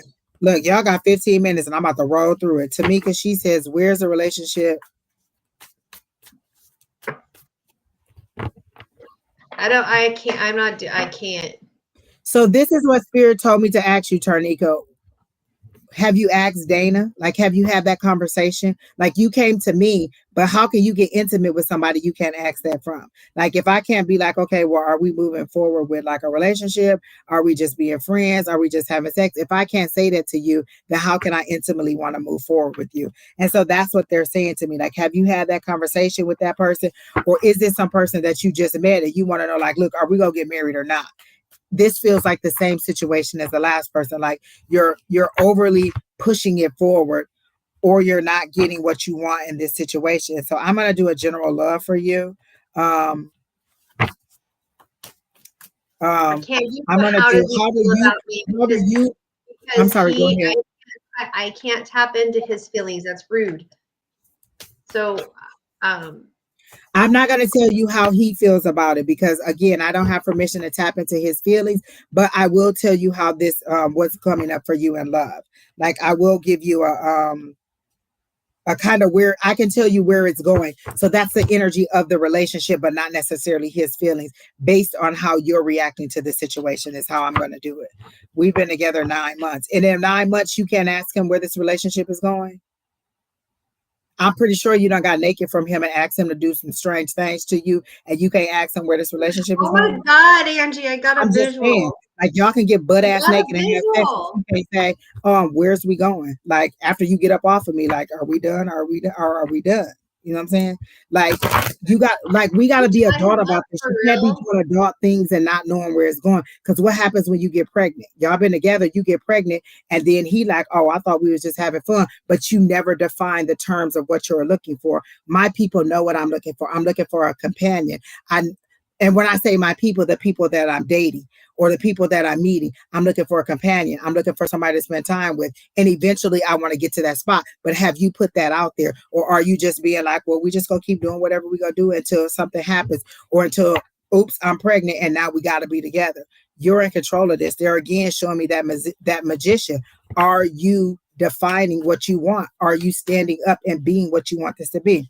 So I'm going to do how you present. I just read this. It says 1 minute we're together, the next minute we're friends.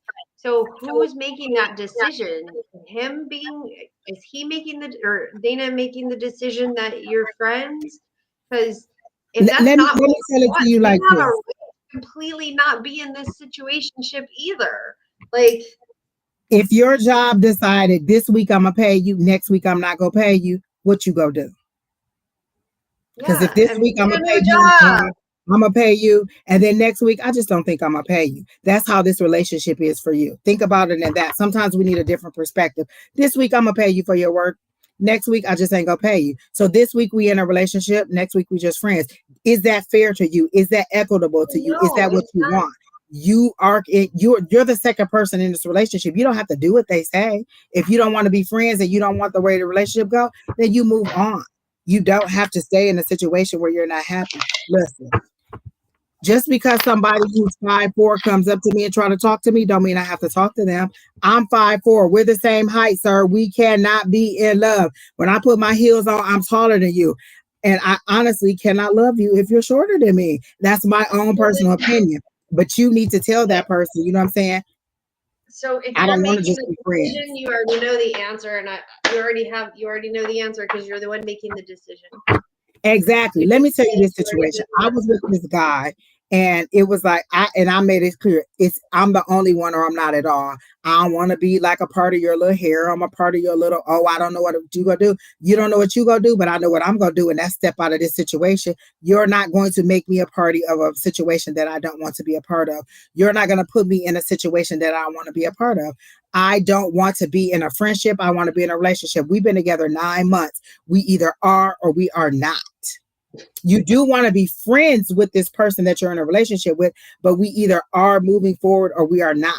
We're not going to be free and in our birthday suits one day and just rolling around having a good time. And then the next day it's like, well, I mean, we cool. Okay, so if we cool and we create a baby, who gonna take care of that baby? Think about that. You So have to think about all the adult consequences of your situation. my personal thought on this is you already know the answer because you just said I make the decision because I feel I need more from him. And if I was him, I wouldn't want to have this on again, off again thing with you.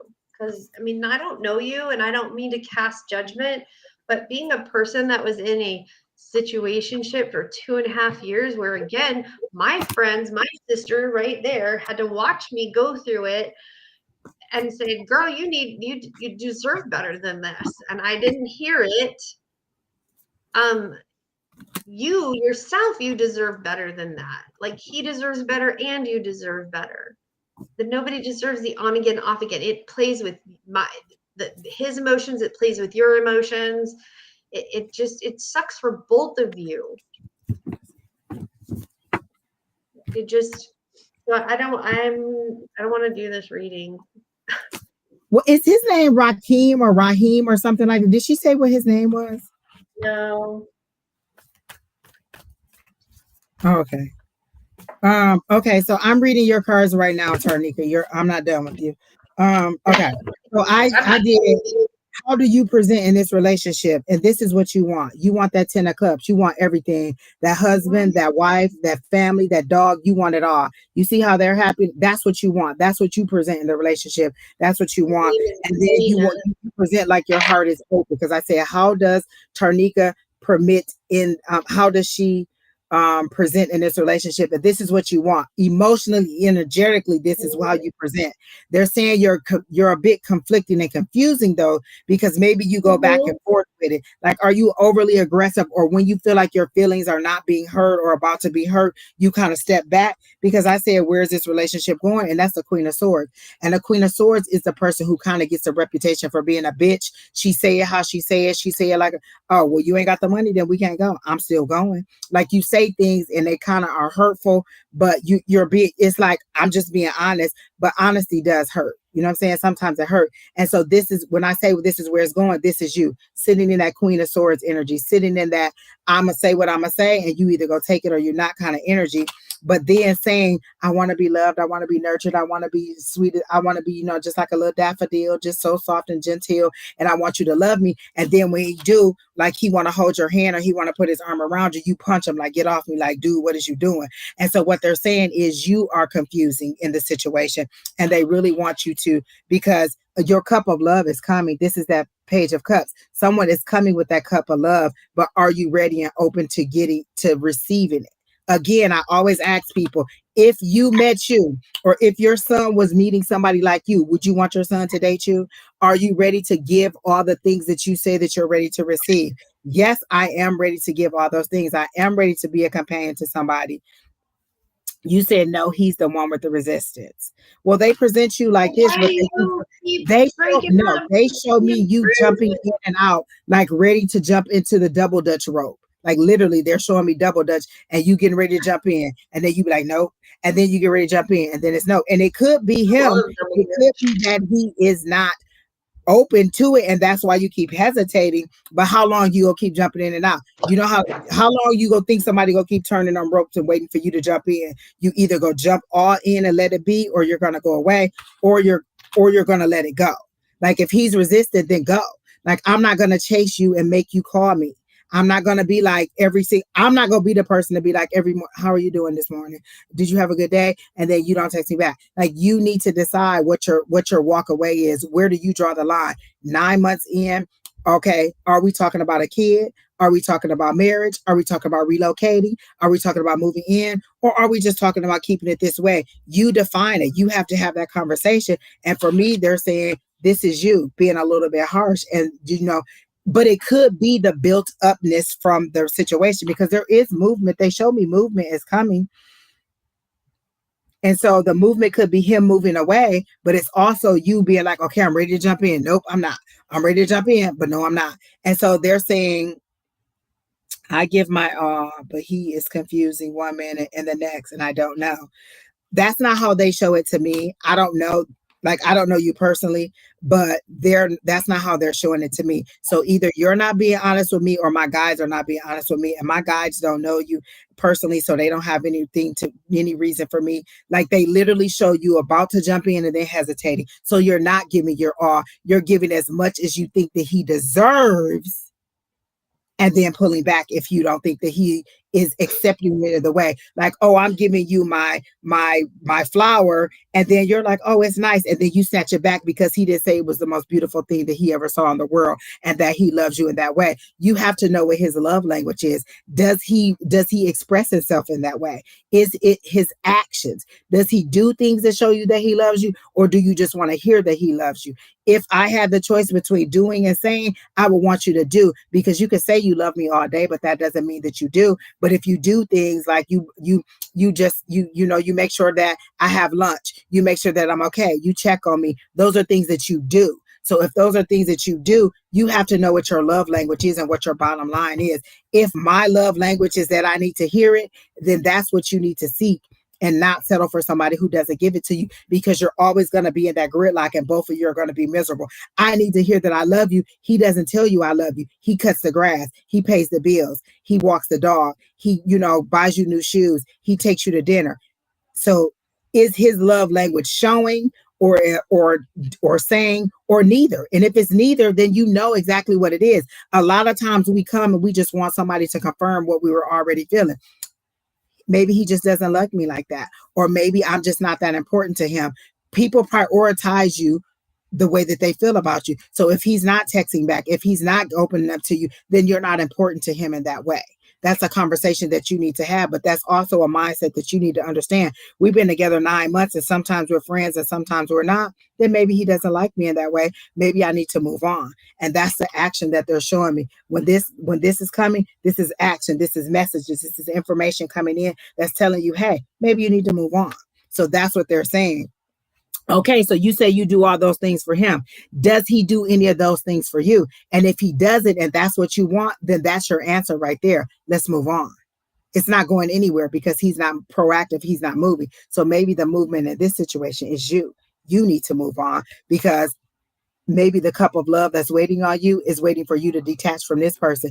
You trying to stick it out. We done been together 9 months. Let's see if this go get married. Let's see if this go do whatever. Okay, this not working. I'm gonna go ahead and go. Is you gonna stay in a job 9 months that 1 week they pay you and the next week they don't pay you? So you gonna stay there for 9 months and be like, well, every other week I get paid, so I'm okay with that. Some weeks they want to pay me someday. You decide what you want to accept. You would have been like, hell no, I'm not taking that. I definitely am not taking that. So in this relationship, you need to know what your hell no is. Oh no, I'm definitely not taking that. And it's not always I caught him cheating. It could be he's not available for love in the way that I need him to be. So I move on and I find somebody else. So that's what I'm getting for you, is that this relationship is going. Honestly, they're showing me a tower, so I think it's going to be a sudden change and a sudden ending to it, because you're just going to get fed up and be like, look, we've been together 9 months and obviously you don't want me, so you move on. And sometimes people have to lose you to win you, or to understand that you're not playing. If you're always saying, well, I don't think this going to work, I'm going to break up, and then you don't, he know you ain't going nowhere. So why should I change? An apology doesn't mean anything unless the behavior is changed. So that's what I'm getting for you, Miss Tarnika. Like, he can say, I'm sorry, blah, blah, blah, blah, but did the behavior change? Then no, it's basically him just lying to you to tell you that that's what you want. So, okay, I hope that helps you out, Miss Tarnika, and I hope that gives you some direction, and I hope that gives you some kind of movement forward. Like, what do I want? Who's next, Keena? Is it Carrie T? Says he feels I'm not going anywhere. Oh, yes, Imagine Solutions. Image Solutions. Why do I keep saying Imagine? And you just let me keep saying Image Solutions. Why didn't you tell me that I was saying your name wrong? Image Solutions. Uh, one of us is on every day during the week. Sunday through Thursday, one of us is on. So if it's not me, then it could be Sheri, it could be Dawn, it could be Shauna. There's a whole community of us, and we get on every week. And one of us is live every week. So you can come on either day. So subscribe to all of us, and then you'll get to see it. So tomorrow, Shauna will be live doing tea time. She'll do zodiac signs, and then she'll do the read. She'll take questions. And then Tuesday, it'll be Don and Susan. And then Wednesday, it'll be me and Don again. Thursday, it'll be Don and Shauna. And then Sunday, I'll be back again with Sheri. Exactly. So if you want to see Naturally Divine Goddess, go to her page. That's her on all platforms, and subscribe. I'm sorry. Go ahead, Miss Sheri. And then sometimes when one of the hosts calls in sick,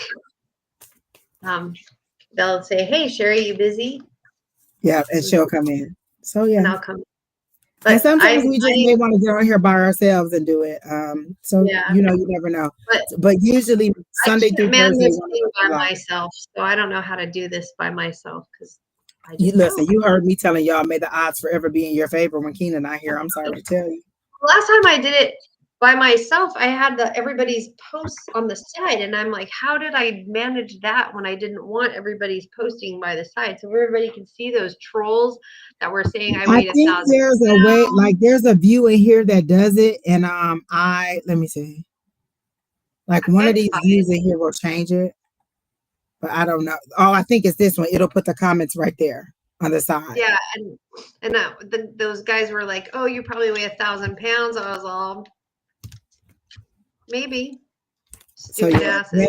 People are very brave on the internet. They say a lot of stuff on the internet. They said a lot of crazy ass shit. They talk shit about my ex-husband. They talk long shit, and I was like, "You guys are stupid." I don't care.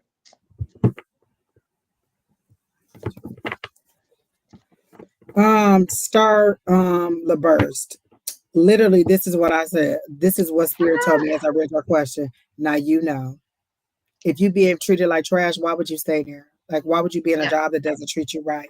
Move on. Look for something else. Like, they're like, you don't need to psychically be told that you don't need to be treated like trash. Anytime the description of how I've been treated is like trash, I don't need to be there. I don't even need a psychic to tell me that, because I don't like being treated like trash. Trash is something that you throw away, that you don't value, that you don't want. So if you're being treated like trash and that's personally how you feel, they're saying, why would you stay? Again, in a situation that you don't need to be in. So I'll do a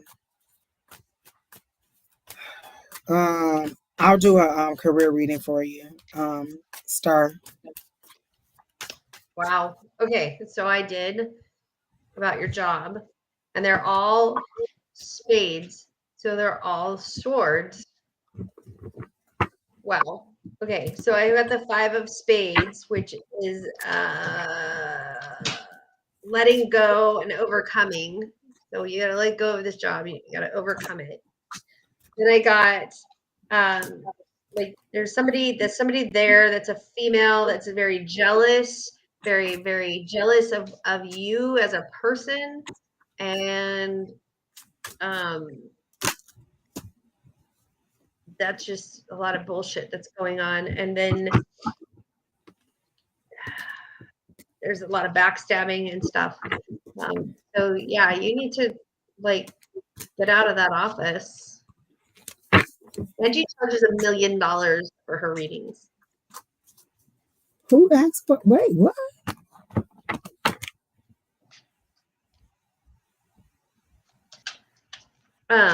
So I'm seeing that there's a lot of just jealousy and backstabbing in your job. And if you feel like you're being treated like trash, if you are going to work unhappy every day, don't stay there. I'm sorry, say that again, Sheri Beery. I said if you I see a lot of conniving, jealousy, like there's a female that's jealous and that's conniving and that is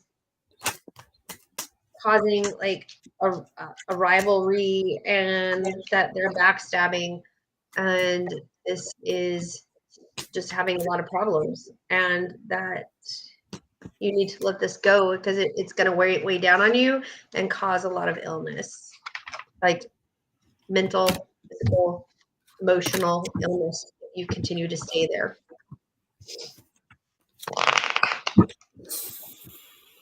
Miss Star, are you here? Because I don't see you in the comments, and you were very vocal in the comments, so I want to make sure that you're here while we're on your reading. But I'm going to roll through this because we still have quite a few more, and I'm trying to get through. So, Miss Star, the first thing I got is you're waiting on things to change. You're waiting on like the harvest to come in for seeds that you're planting, and they already dug them seeds up and threw them out the window. Ain't no harvest coming because nobody respects. Not necessarily that they don't respect, but they don't value. You're replaceable to them. And so then I asked what your next step is, or what your action, or what your next move is. They said to move, and to move in haste. That means quickly. That means to pack up your bags and be like, I don't need this shit, and walk out the door. This is what I literally said. What is her next move? And they showed me this person. And this is a person who moves in haste. This is a person that just decides, you know what? I'm up, I'm out, I'm not valued, I'm leaving. And then they said, you do need to stand your ground or whatever it is. They're not offering you the hours you want. They're not offering you the money you want. They're showing me a time frame, like 6 months, 6 years, 6 or 9. So you've been there quite a while. And at this point, if you're not happy, they're saying move on. Why do you guys continue to keep yourself in situations that you're not happy in? If I don't like where I'm at, then I should move on. Like, I'm a person who'll change jobs. I'll have a different job every year because what I'm not going to do is be unhappy in a place that I have to go to every single day. Like, I've had those moments where I was very faithful to a job. And then when it was time to cut the cord, clip, and you're done, and the next and on to the next. So you have to decide. You literally said where you get treated like trash. Who wants to be treated like trash? Stand your ground, move in haste. They've already plucked up your seeds. There's no harvest coming. Move on, honey. So that's what I got. Who's next, Keena?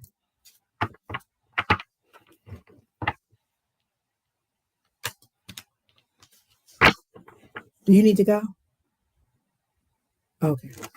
I just asked him if he would boil some eggs, and he said later. Oh. For a salad? Yeah, I was going to make some tuna for my lunch tomorrow. Oh, let me tell you, I will make a can of tuna and eat that whole thing by myself. Like, nobody else in the house eats it, so I'll just make one can and, mix it up how I want it and eat it either with crackers or with a fork and just have a good old time. Exactly, Keena. Yep. He doesn't eat tuna either, so it's me. It's just me. Keena, Scorpio has risen is next. Are you going to put it up?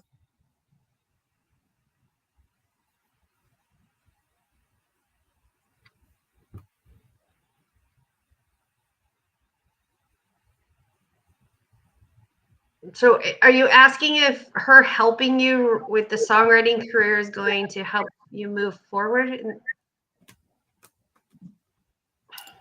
They're saying, and immediately when I read that, as a artist, organically, and this is your word that you've been using, and this is the word that they also gave me too, Ms. Sheri Beery, organically if a relationship is going to work out. If the tension isn't there, then it's not going to do it. And I'm going to remind you of something. I don't know if you guys know that one song, R. Kelly, I Can't Sleep, or If I, or whatever it was. He originally wrote that song and gave it to Toni Braxton. They got in the studio and she started singing it and she wouldn't sing it the way that he wanted to. So he took the song back and it became a hit on his own. I say all that to say, if something's going to work out. And just because they're a star or just because they're famous doesn't mean that their relationship is going to work out. You know what I'm saying? He wrote this song with her in mind. When they got in there, she started singing it. He didn't like the way that it was going. And so he took the song back and produced it for himself and it became a hit. I remember hearing that song and being like, damn, And so you know organically yourself. The only reason you're asking this question is because you have some doubts. They're literally showing me the moon card and they're saying use your intuition, use that gut, use that creativity, use that musical gut that you have, use that artsy gut that you have to make that decision. You know what? I don't think she can see the vision the way that I can see it. I don't think she understands it the way that I want to do it. And so that's what they're saying is, do you understand? Like you know whether this person is the person you want to collaborate with or not. Like I've met people before and been like, you know what? No, I'm good. I don't want to do that. And so you can decide whether you want to be with this person or not. Is the relationship good for my career? Or is it moving in the right direction? I can do that with the pendulum. Is working with this Taurus woman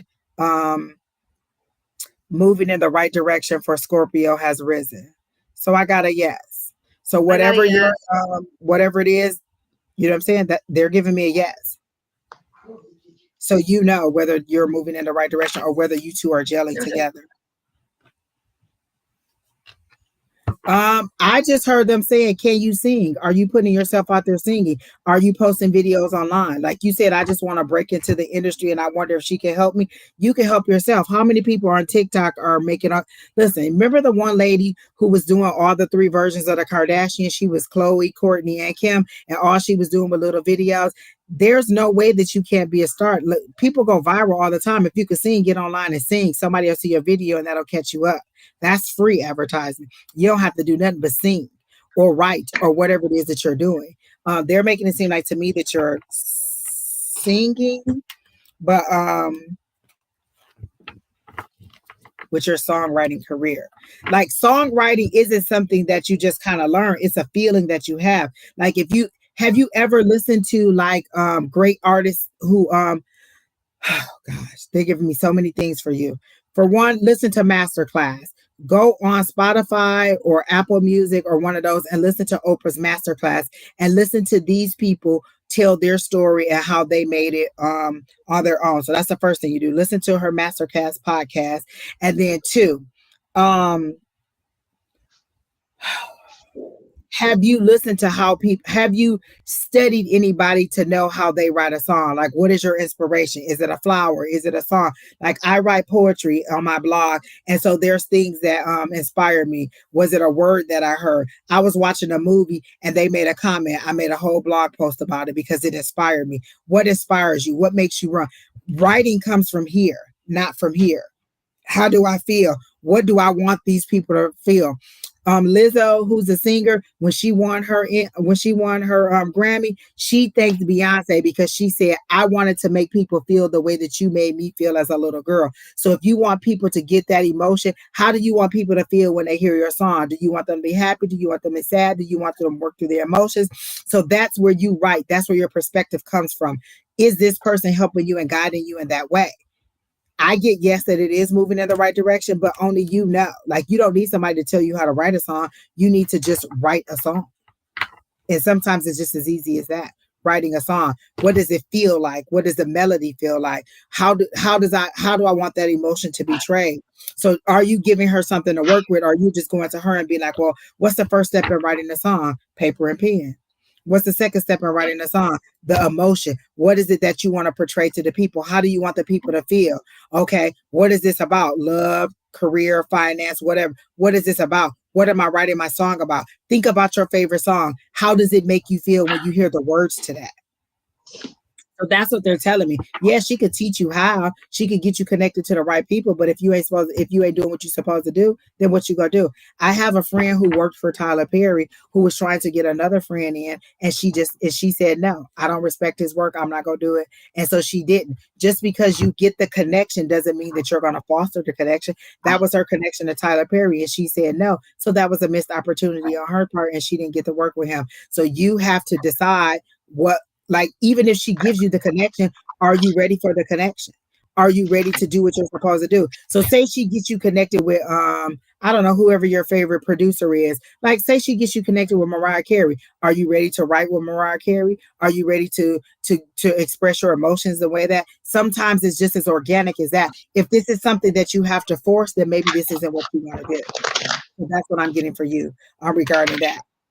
Are you ready to foster the relationship that that you're asking her to create. It's like the way they show it to me is that you want her to connect you with these people, and you're thinking like, oh, she'll connect me with this person, then I'll be a star. She'll connect me with this person, then I'll be a star, and I won't have to do anything because she'll connect me with this person, I'll be a star. And they're saying, are you ready to do the Eight of Pentacles?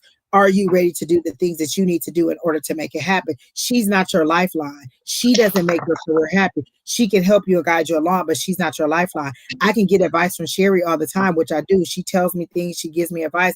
Whether I listen to it or not, that's on me. But the information is still there. She's still the connection to other people. It doesn't mean that I'm going to be successful because I'm connected to her or anything that she's connecting me to. So what they're saying is, are you ready for the connections that you're asking her to build for you? So that's what I got for Scorpio has risen. Miss Sheri, do you have anything?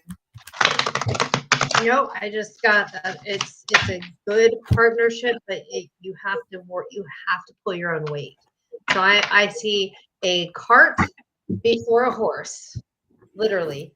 So you need to move your horse before your cart. So I'm pretty sure you know what that means. I hope that resonates with you. But everything. Let me say this to you, because she said I am giving her my leverage to gain connections to the industry.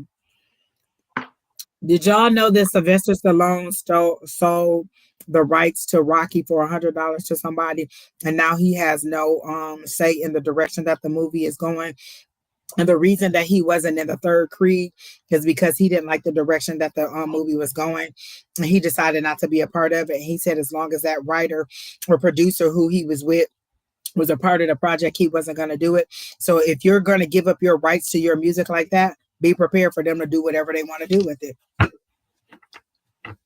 Yep. All right. So who's next, Kina?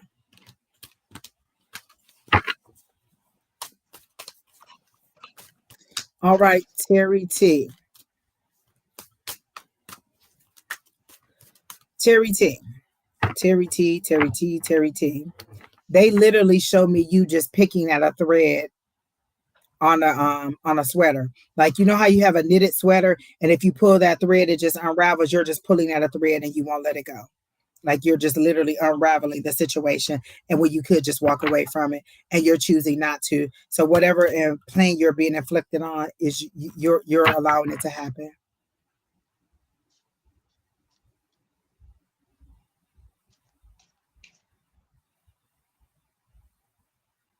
What?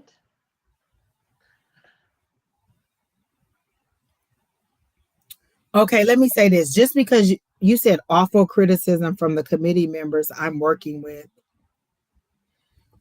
Okay. So this is what they're presenting to me. Are they criticizing you because is are you okay? Is the criticism like, okay, Terry T, I need you to be more assertive. I need you to do this. I need you to do that. Or is it the criticism like, Terry T, you didn't do this, you didn't do that, you didn't do this, you didn't do that, and you can't handle that they're correcting you?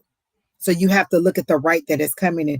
Is it just, um, the superficial things that they're correcting, or does it have merit? Like if I get a finding at work, I work at risk assessment. If I get a finding, I may not like the criticism. Oh, you forgot to attach this document. Oh, you forgot to do this. You didn't answer this question correctly. You didn't do whatever. I may not like the criticism. I may not like the reprimanding that I'm getting, but is it valid? So what they're saying is it valid? And you don't have to deal with these people if you don't want to be there. You could change to a different department. You could change to a different program. You could change to another place. When people say, I have to, you don't have to. You don't have to deal with these people at all. You could decide otherwise. Nothing is a have to, even if it's a loan that you have to pay the mortgage on. If you don't, then they repossess the car. So there's no have to. You are doing it because that's the terms of your agreement. You don't have to do anything that you don't want to.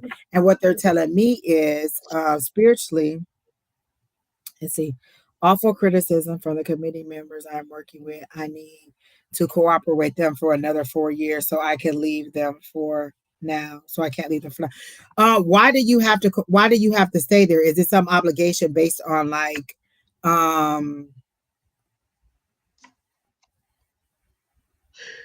Oh, okay. So he said it's valid, but they're mean about it. Okay, that's kind of like when people are very matter of fact about it, like they're that queen of swords and they're bitchy about it. And it's kind of like, well, you actually did do it wrong. You didn't do this, you didn't do that. So they're Yes, it showing takes me. personal feelings out of work environment, and that's what I'm getting. It sucks, and it's a sucky thing because we're all human and we're there for 8, 10 hours a day, and we put our feelings into our work, we put our hearts and souls into our work. So when somebody's saying, hey, you screwed up, and they're saying it in a harsh tone, we automatically take that personally, and it's hard to separate that and not make it personal. um, So what that's they're what saying is, how do you approach it? Like, oh, okay, I understand. Thank you. How can I make that better? How can I change that? What is your advice to me? So if you tell me, you know what, we evaluated your case file. You didn't put this document in there. You didn't sign here. You didn't put the time. You didn't put the medication. So maybe they give you 5 or 10 things that you did wrong in that situation, and you can be like, oh, okay, thank you for bringing that to my attention. Is there a checklist or something that I can use that'll help me to make sure I get those things? So is there a checklist that says this, and this? So when I worked at this insurance agency, or no, I worked at a shelter, we had a folder and there was a template of how the folder should be set up. So if I put the folder together and I put it together wrong and they're like, oh, you forgot to move this page over here, I can remember getting bad, being like, it's just a piece of paper. Like, what does it matter if it's on top or on the bottom? It matters when somebody calls and I need to give this information about the patient or the client, height, weight, how long they've been there, because all of that information is on the cover page. And so, yeah, it doesn't matter that I put it on the second page versus the first page. It does matter because it slows down the process. There's a reason why they have this page on top versus that page on top. This is the information that is necessary. This is the information that we need every time somebody calls in. There's a reason why we have this established guidelines.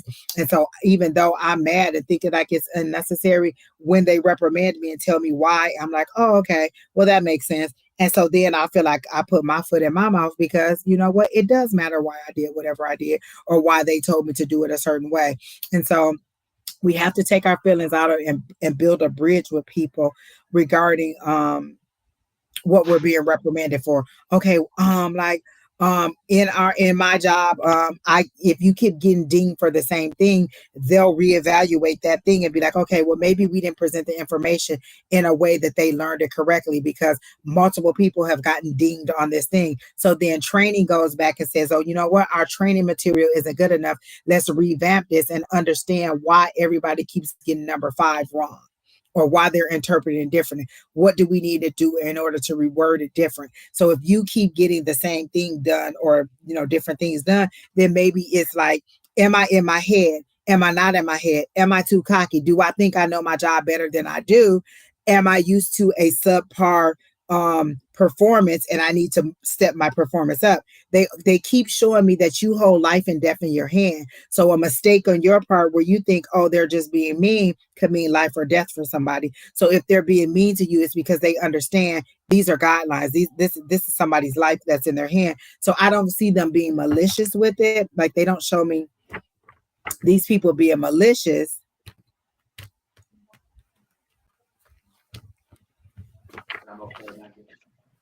Okay.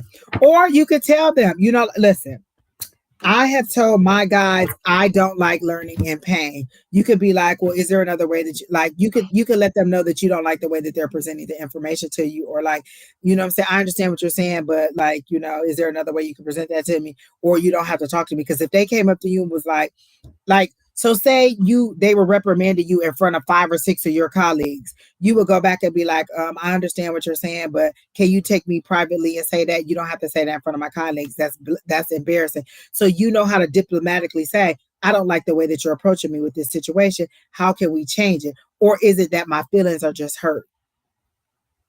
Not that they did anything wrong with their approach, but are my feelings hurt? Like, Like if they said, well, Angie, you did get 5 things wrong, that doesn't mean that they were being mean about it or that the way that they said it was mean. It's the honest God's truth. I did get 5 things wrong. So I can be mad about it, like, why am I being called into the office or blah, blah, blah. Well, you got 5 things wrong. We're here to figure out why you got them wrong and what you're doing wrong and how to correct the situation. I may not like all the things that they're saying. They're not being mean about it. They are being direct.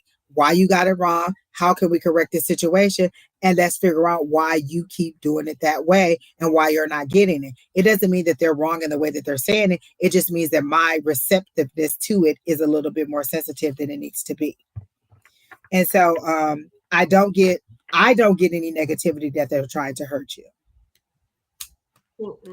I don't get that it's baneful or in a way that's meant to be malicious. So I ask for the overall energy of the situation. This is a hermit. You're isolating. You're pulling yourself back because you don't like the way that they're treating. You feel like they're ganging up on you, so you're pulling back instead of finding an ally. Like, oh, she seems a little bit nice. Maybe I'll talk to her instead of finding an ally and being like, okay, well, what is it that I'm doing wrong? Like, why? You know what I'm saying? How can I, make this situation better? We got to work together for the next 4 years. How do I make it better? You're pulling back. You're not stepping forward. You're allowing them to change you. They show you changing, but it's them snatching your mask off, them snatching your body parts off, and them making you be something else instead of your fun loving self. Like, even though people tell me I'm aggressive and I'm mean, I'm still aggressive and I'm still mean. I'm still who I am. I may consider what they're saying and try to tone it down a little bit, but overall, my aggression gonna come out, my truth gonna come out, my honesty gonna come out. It just be maybe that they can't take it the way that I'm giving it to them. So in this situation, they're saying that you're in hermit mode, you're pulling yourself back, and you are thinking about the lessons that you're learning. Like, oh, okay, they did say that I am, not receiving this correctly, but I am dwelling on, because they're showing me the 5 of Cups, I'm dwelling on the people that's saying it versus the message that I'm receiving. So you already have that. I don't like when the message comes from this person, so it doesn't matter what they say. You're already concerned with the messenger and not the message. Oh, a thread, like you, like there's a sweater and you're just pulling the thread and it's just unraveling. And that thread could be you unraveling your own life by picking at it too much and not letting it go and not overanalyzing. Like in this situation, they're saying just allow me to how do I move forward? How do I, like, this is where I am, this is what I want. How do I get from this chaos to something different? And then listen. Don't keep asking and not listening. That's what they're saying. Are you listening? So that's what they're saying is you're pulling at this thread, but you're unraveling your own life because you're doing a self-fulfilling prophecy. I know this is going to fall apart. I know this isn't going to work out. So you're just feeding yourself into a self-fulfilling prophecy, and you're just continuing to unpull that thread, and you're just pulling the sweater apart instead of patching it up and making it better. Like, oh, okay, maybe I can get somebody to patch this up, or maybe I can put a little thing in here, tie a knot at the end so it doesn't keep unraveling. You're just steady pulling it. Well, let me see how much it'll take to stop it from unraveling. Well, it's one long thing that's put together. It's going to keep unraveling until it's totally, completely not a sweater anymore. So stop pulling at the string. And that string could be you just picking apart yourself or you picking apart the situation, but you don't want to keep analyzing what you perceive the situation to be. What you want to know is, how do I move forward? How do I find a bridge for us to stand on and reach out together? It's not the message. It's you're mad at the messenger. And how do I find a common place for us together? I had an employer who was the worst. Every time I went to him, did you check the guidance doc? Did you go to your peers? Did you go do this? Did you go through that? It irritated the hell out of me. So when I would present my situation to him, I adapted. I went to this person. This is what they told me. I went to the guidance doc. This is what they told me. I went to this document. This is what it told me. So I gave him evidence of all the things that I knew he was going to say. I was already ready for him. He gonna tell me, did you check with your peers? Did you go to the guidance document? Did you check this? Did you ask this person? So I told him all those things. I had it already. Boom, boom, boom, boom, boom. The information still conflicts. What do you want me to do? How do I move forward? What is your advice? So I knew all the things that he was going to say to me. So I was prepared. I already talked to that person. I already checked the guidance document. I already checked this document. I already read the information. I came to him with an action plan. I didn't keep going and being like, I know he gonna send me back. I might as well do all of that before I get there and show you I am listening to what you're saying. I am doing everything that you told me to do. And even though I'm doing all those things, I still don't get it. So either the information isn't presented correctly or I'm just not getting it. So that's what I did. Exactly. Yes, so irritating. And so I just adapted my ways that because there was no changing. He was my manager. So as long as I was in that role, I had to deal with him. So I changed it. I know he's going to tell me do these things. Let me do those now. So he doesn't even have that land to stay on. I already did those things. What else you want me to do? I already did those things. What else you want me to do? I already did those things. What's the next step? I need to be ready for action, not for different ways to look up the same thing. So you're doing good, Terry T. You'll be fine. Um, they literally show me like iron sharpening iron. Like you feel like they're beating you down, and they are beating you down. They're beating you into what you need to be. So you're not being molded like clay. You're past that stage. You're not no longer being molded like clay and all sexy and smooth. You're being pounded by an iron. Like they're putting you in a fire, they're taking you out, and then they're pounding you. Are you going to make the shape that I want you to be? And then they're putting you back in the fire to get you soft again. They're pulling you out and they're pounding on you again. So they're shaping you, but the shaping that they're doing or the method that they're using is hard. You can tell your guys, I don't like this. Like I tell them all the time, I don't need you to injure me in order to make me sit down. Find another way. Don't always teach me in pain. So you just go to your prayers and be like, you know what? I want to learn in love. I want to learn in a more gentler way. This is the way that I best learn. Not everybody responds to criticism. Not everybody responds to fear. Like some people learn very well in fear. If you don't do this, then you're going to get fired. But then some people learn best in rewards. If you do this, then this is the accomplishment that you get. Find out what motivates you, and then steer people in that direction, or tell spirit that's how you want to be motivated, or how you want to learn, and how you want to move forward, so that you can then get what you want. And they're saying it can happen overnight. Just tell them what you want and they'll do it. So you are doing the best that you can. Exactly. That's what I had to tell my guys. I want to learn to love. I can't keep learning in pain. You can't keep knocking me down and then thinking I'm going to get back up and take it again and again and again. I used to call my relationship with God an abusive relationship. Like I feel like a guy was Ike Turner and he was always whooping my ass trying to teach me a lesson. You can't teach me no other way. Like everything has to be learned in pain. Like when I want to teach my son how to wash dishes, I don't go and punch him in the face and be like, come on, let's go learn how to wash these dishes. Because every time he washes the dishes, now he has that image of me punching him in the face. I say, come on, let's go to wash the dishes. And I show him in love how to do it. But you have to tell your guides or your spirit or your team, that's what you want. I want to learn in love. I want to understand my mistakes in a more positive way. How can you help me to guide them to give me a more positive feedback and to show me in a different way? Or for me to be overall accepting of it. You said, are they going to be turned out better? I feel like they're continuously going to keep pounding on you to make you the best that you are. You know what I'm saying? How does an athlete become the best? You know what I'm saying? How do I get that strength? I have to keep breaking down the muscle. How do you build a muscle? You keep tearing it up and then it repairs itself. You keep tearing it up and then it repairs itself. So how are they going to make you the best person that you need to be in this situation? They have to tear you down and keep building you back up. Tear you down and keep building you back up.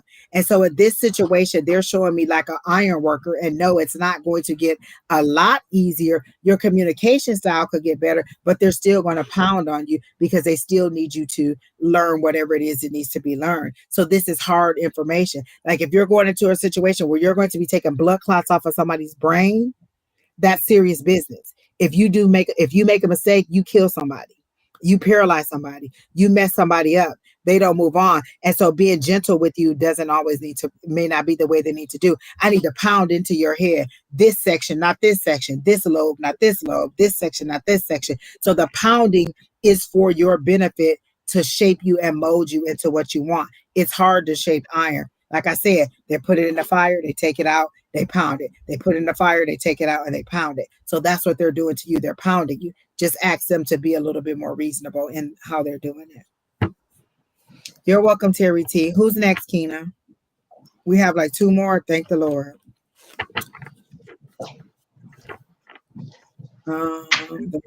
General reading for Regine. Are you still here?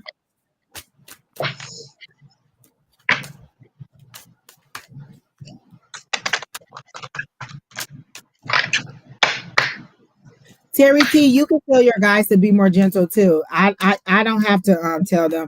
I can tell them that Terry T wants to learn to love, but that's my guide. You have to tell your higher power. That's me telling my higher power that Terry T wants to be taught and love. They're saying, well, where are you going to communicate with them?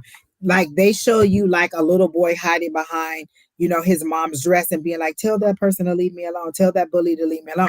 They're like, when are you going to stand up to it? Like your guides are not just mystical people for me to know. They're for you. They're your team. They're here to help you out. And how are you going to utilize them to your advantage?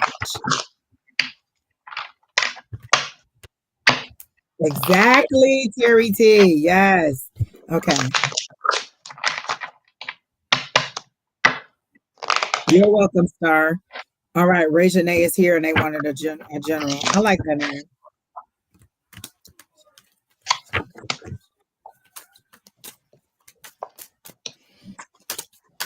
Immediately, Regine, I heard get in the driver's seat.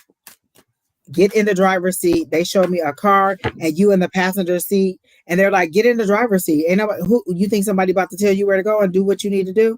They're saying you need to get in the driver's seat immediately, Regine. That's what they showed me, is you needing to get in the driver's seat and you needing to provide the direction that you need and not waiting for somebody else to come in and do it for you. The card that fell out was a Knight of Swords. Action. You need to move and you need to move quickly. You need to get out the passenger seat and into the driver's seat. You go ahead, Miss Sheri. So I got a 7 of diamonds, a 6 of diamonds, and a 7 of spades. So the 7 of diamonds, which is pentacles, says there is lies and deceit. And then the 6 of diamonds says making good decisions in the right path. And then the 7 of spades says that there's tears and like violence is not far away. I'm getting that there's like exactly what Angie said. You need to take over the situation, whatever the situation is. You need to get in there and tell these people to go themselves and take over your own destiny. Because once you take over your own destiny, you're going to have the victory that you need. You are going to have the things that you need, and it's going to be what you want and what you need. So I was hearing the same thing, but I was hearing is like there's this constant bickering or arguing or constant going on, and that you need to take ownership of it. You need to steer it in the right direction. And even though there's going to be fierce tears and fierce adversity to it, you'll be going in the right direction once you take control of the situation. I also hear a male voice saying, we're going to make this move or not. Like somebody wants to move forward on a business deal or on something, and they're like, we going to make this move or we not. Like, what are we doing? So the first thing they said was you need to get in the driver's seat. Then I got the wish fulfillment card. So whatever it is that you're thinking about doing, it's a yes, it's a move forward. It's wish fulfillment. Your wishes are being granted. You're at a point where you're sitting back thinking about, oh my gosh, everything I wanted is coming toward me. But you need to get in the driver's seat. This is you. This is your energy. You're the slowest moving person in the deck. You're dependable. You're practical. This thing is routine to you. It's the same old, same old. There's no movement. You're standing still. You're stagnant. And they're saying you're also refusing the cup that is being offered to you. Like somebody is offering you an opportunity and you're like, no, I'm not sure if that's what I want. I don't know if I want to do that. I mean, it could be nice, but what if it's not nice? And what if it is everything that you wanted it to be? What if it's this? What if it's this 9 of cups? And you keep saying, no, I'm going to move. And so what they're saying is they're tired of waiting on you to make the decision. Are you going to move forward or are you not? So the general reading is, are you going to make the decision or are you going to sit here and wait? Are you going to get in the driver's seat or are you going to keep blaming others for you not moving forward in your career? And if you don't do that, then let me tell you, I just got the Tower. So if you don't get in the driver's seat, you will have a tower moment. The universe will come in and fuck up your whatever. And I'm not saying fuck up in a bad way. I'm saying the universe will take over. Exactly. Sudden change, sudden upheaval, like you were going north, and then all of a sudden you wouldn't move. They said, oh, okay, well, let's just change it, make them go south, make them go east, make them go west. They are literally changing your direction with a tower. That sudden upheaval, that sudden change, that's transformation. That would make sense on the 7 of spades for me, because it's like, I'm not, tears, blood, war, and then it says strength and victory, because the tower will come in and it shakes everything up and it makes you take action. And you're so like, you're sitting stagnant and allowing and missing the opportunity is what they're showing me. You're sitting stagnant here with no movement. This is where they want you to be. You see how fast this person is flying in, how much action this person is taking. This is where you are, just sitting here and missing your opportunity. That cup right there, that's the universe. That's an opportunity being handed to you, and you not even concentrating, you not even looking on it. And it may not be the opportunity you want. So understand that I am very 4 of cups. Like if I don't like the opportunity that's being presented to me, then no, I won't take it. But I give the universe a reason, or my God or my higher power a reason to know why I don't like it. Okay, I know that you're giving this to me, but this isn't what I wanted. This isn't what I asked for. You know what I'm saying? It's the difference between I asked for a Mountain Dew and you brought me a Pepsi. Yeah, it's still a pop. It's still something to drink, but I asked for a Mountain Dew. You know what I'm saying? That's what they're saying. So either you let the universe know this isn't the opportunity that you want, or you're missing an opportunity that they're just going to take away from you. So that's what I got for you, Regine, and I hope that helps. Who's next? Who's the last person, Keena? And are they still here?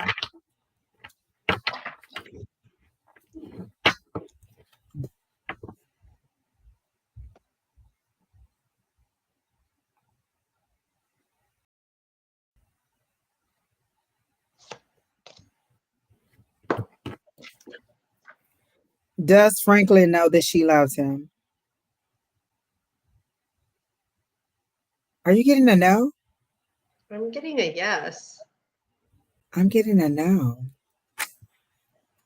Are you hot and cold? Like, are you like, because in this situation, I feel like it may be a hot and cold thing. Like, sometimes you seem like you love them, sometimes you don't. Sometimes you seem like you want to move forward with them, sometimes you don't. Like, oh my gosh, I think I like this person, I think I don't. Like, I'm not gonna make a comment, but you love him like I mean, loving him and being in love with him are 2 different things. So were you asking if does he know that I love him? Like, am I expressing to this person in enough?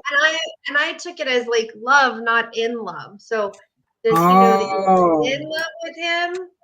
No, he does not know that you're in love with him. Does he know that you love him? Yes. He does know that you love him. But does he know that you're in love with him? But you know how you find that information out? You ask. The last situation that I was in where I was talking to this guy, I thought it was clear that I wanted it to be more than this, or how I felt about this person. And then a whole year later, after we had been done and broken up and we were reconnected again, this person was like, I didn't know that you felt that way about me. I thought that I was communicating to this person in a way that he could receive that information. And he said, no, he didn't know. So sometimes it's just about having that conversation. Coming to me isn't going to clarify things with him. It's just going to make you know. And so just because you think that you're giving it to that person in that way, like your love language may be, I cook food for you, I clean the house, I have sex, I take care of the kids, I do this, I do that. That may be your love language, but his love language may be, you know what, you leave me alone and let me watch sports, and you don't bother me. You got to find out what each other's love language is. Coming to me isn't going to help your relationship. So in this situation, no, he does not know that you're in love with him, but he may know that you overall love him. Like, I can love somebody and not be in love with them in that way, and they know that I adore them. Like, I gave you the perfect example.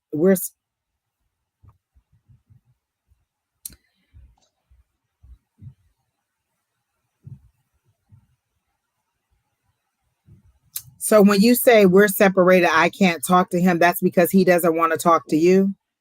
Then let it go. I'm not going to talk to some. Listen, if you block me, then we block forever. We ain't never going to talk again. And I'm not going to hold on to a situation. Let me get one card for the outcome of this situation, because that's what you want to know. Is he going to take you back? I wish you guys would ask the question the way that you really want to know. Is he going to take you back? That's what you really want to know.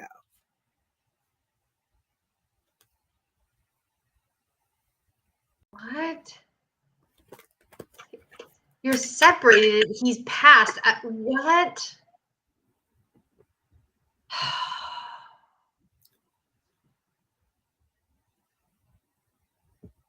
The answer is no. No, he did not know. He did not know at all. No, he did not. That's what I'm getting. He didn't know. And now you're having regrets about it. And so, no, he did not know. I'm getting no that he didn't.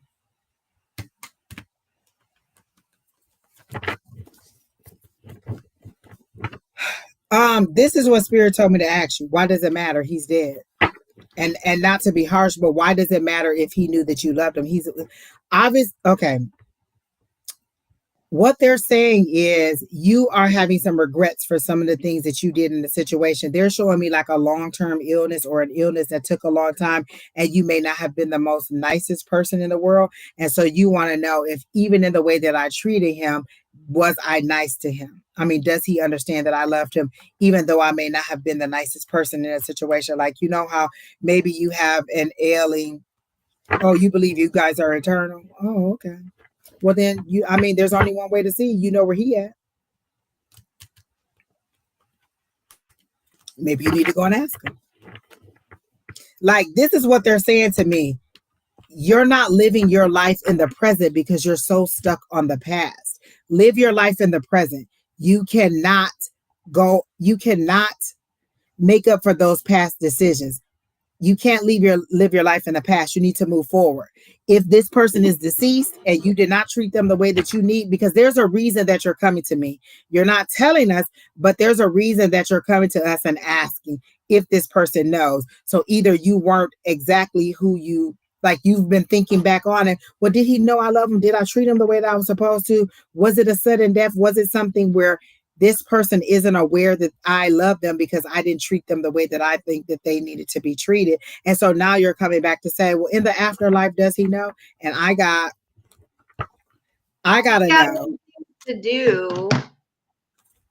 Okay, so when people pass, and I don't mean to be like curt and rude and cruel about this, but when people pass and their souls are moving on, they have other things that they're trying to learn too. One, they have to learn that they've passed.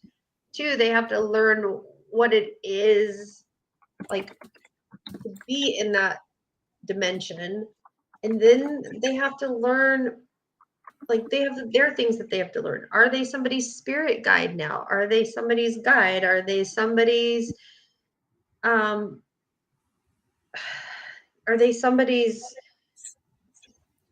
Spirit is asking me, why didn't you ask that question? Why didn't you say, does my late husband know that I am that I loved him? Why did you present the question in the way that you did? They wanted to, if you wanted a mediumship reading and you really wanted to know, why didn't you say, does my deceased husband know that I loved him? Why did you present the question in that way? There was something about the way that you presented your question, and they're saying that you're very detailed. So there's a reason why you left that detail out and did not tell him and presented him like he's a person that's alive.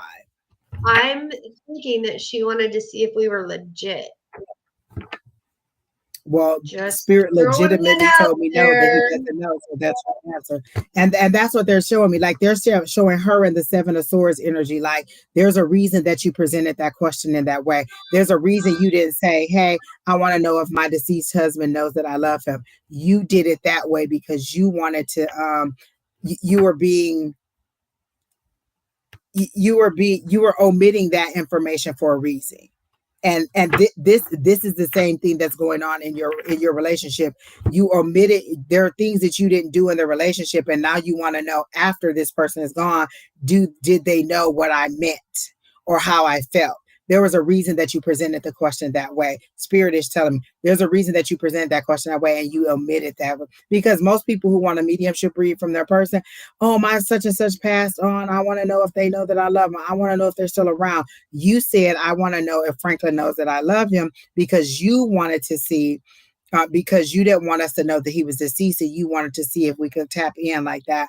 I mean, you got what you paid for in that situation, where Spirit is telling me that no, he didn't. But it's because this is the way that you played out your life. You're calculating in that way, and that you try to set up a situation and see if they'll fall into your trap, and it doesn't. And that's the way that they. And I don't know you personally, so I'm only going by what Spirit is telling me. But you calculated some things that didn't work out that way, and now you're wanting to know if this person actually knew how you felt because you didn't communicate in it that way. And so that's what I'm getting for this situation. I hope that you got the answer that you wanted. We've been on almost 4 hours, so I'm going to go ahead and end this live. Thanks everybody for tuning in. You all have a great night. See you all next week. Again, Monday, Shauna will be on. All week, somebody else will be on. It was nice meeting you, last name Perry. I hope that you come back. And I hope that you got the closure that you need. But I also hope you got the understanding about presenting the question in the way that you really want to know the answer. Like we could have went straight into a mediumship read had you presented the question in that way and got it. But we had to go all around the mulberry bush. But they were saying that's the way that you present your life, or that's the way you live out your life. And then you want to go back and see if it was presented in a different way. So, all right. Have a good night. Thank you.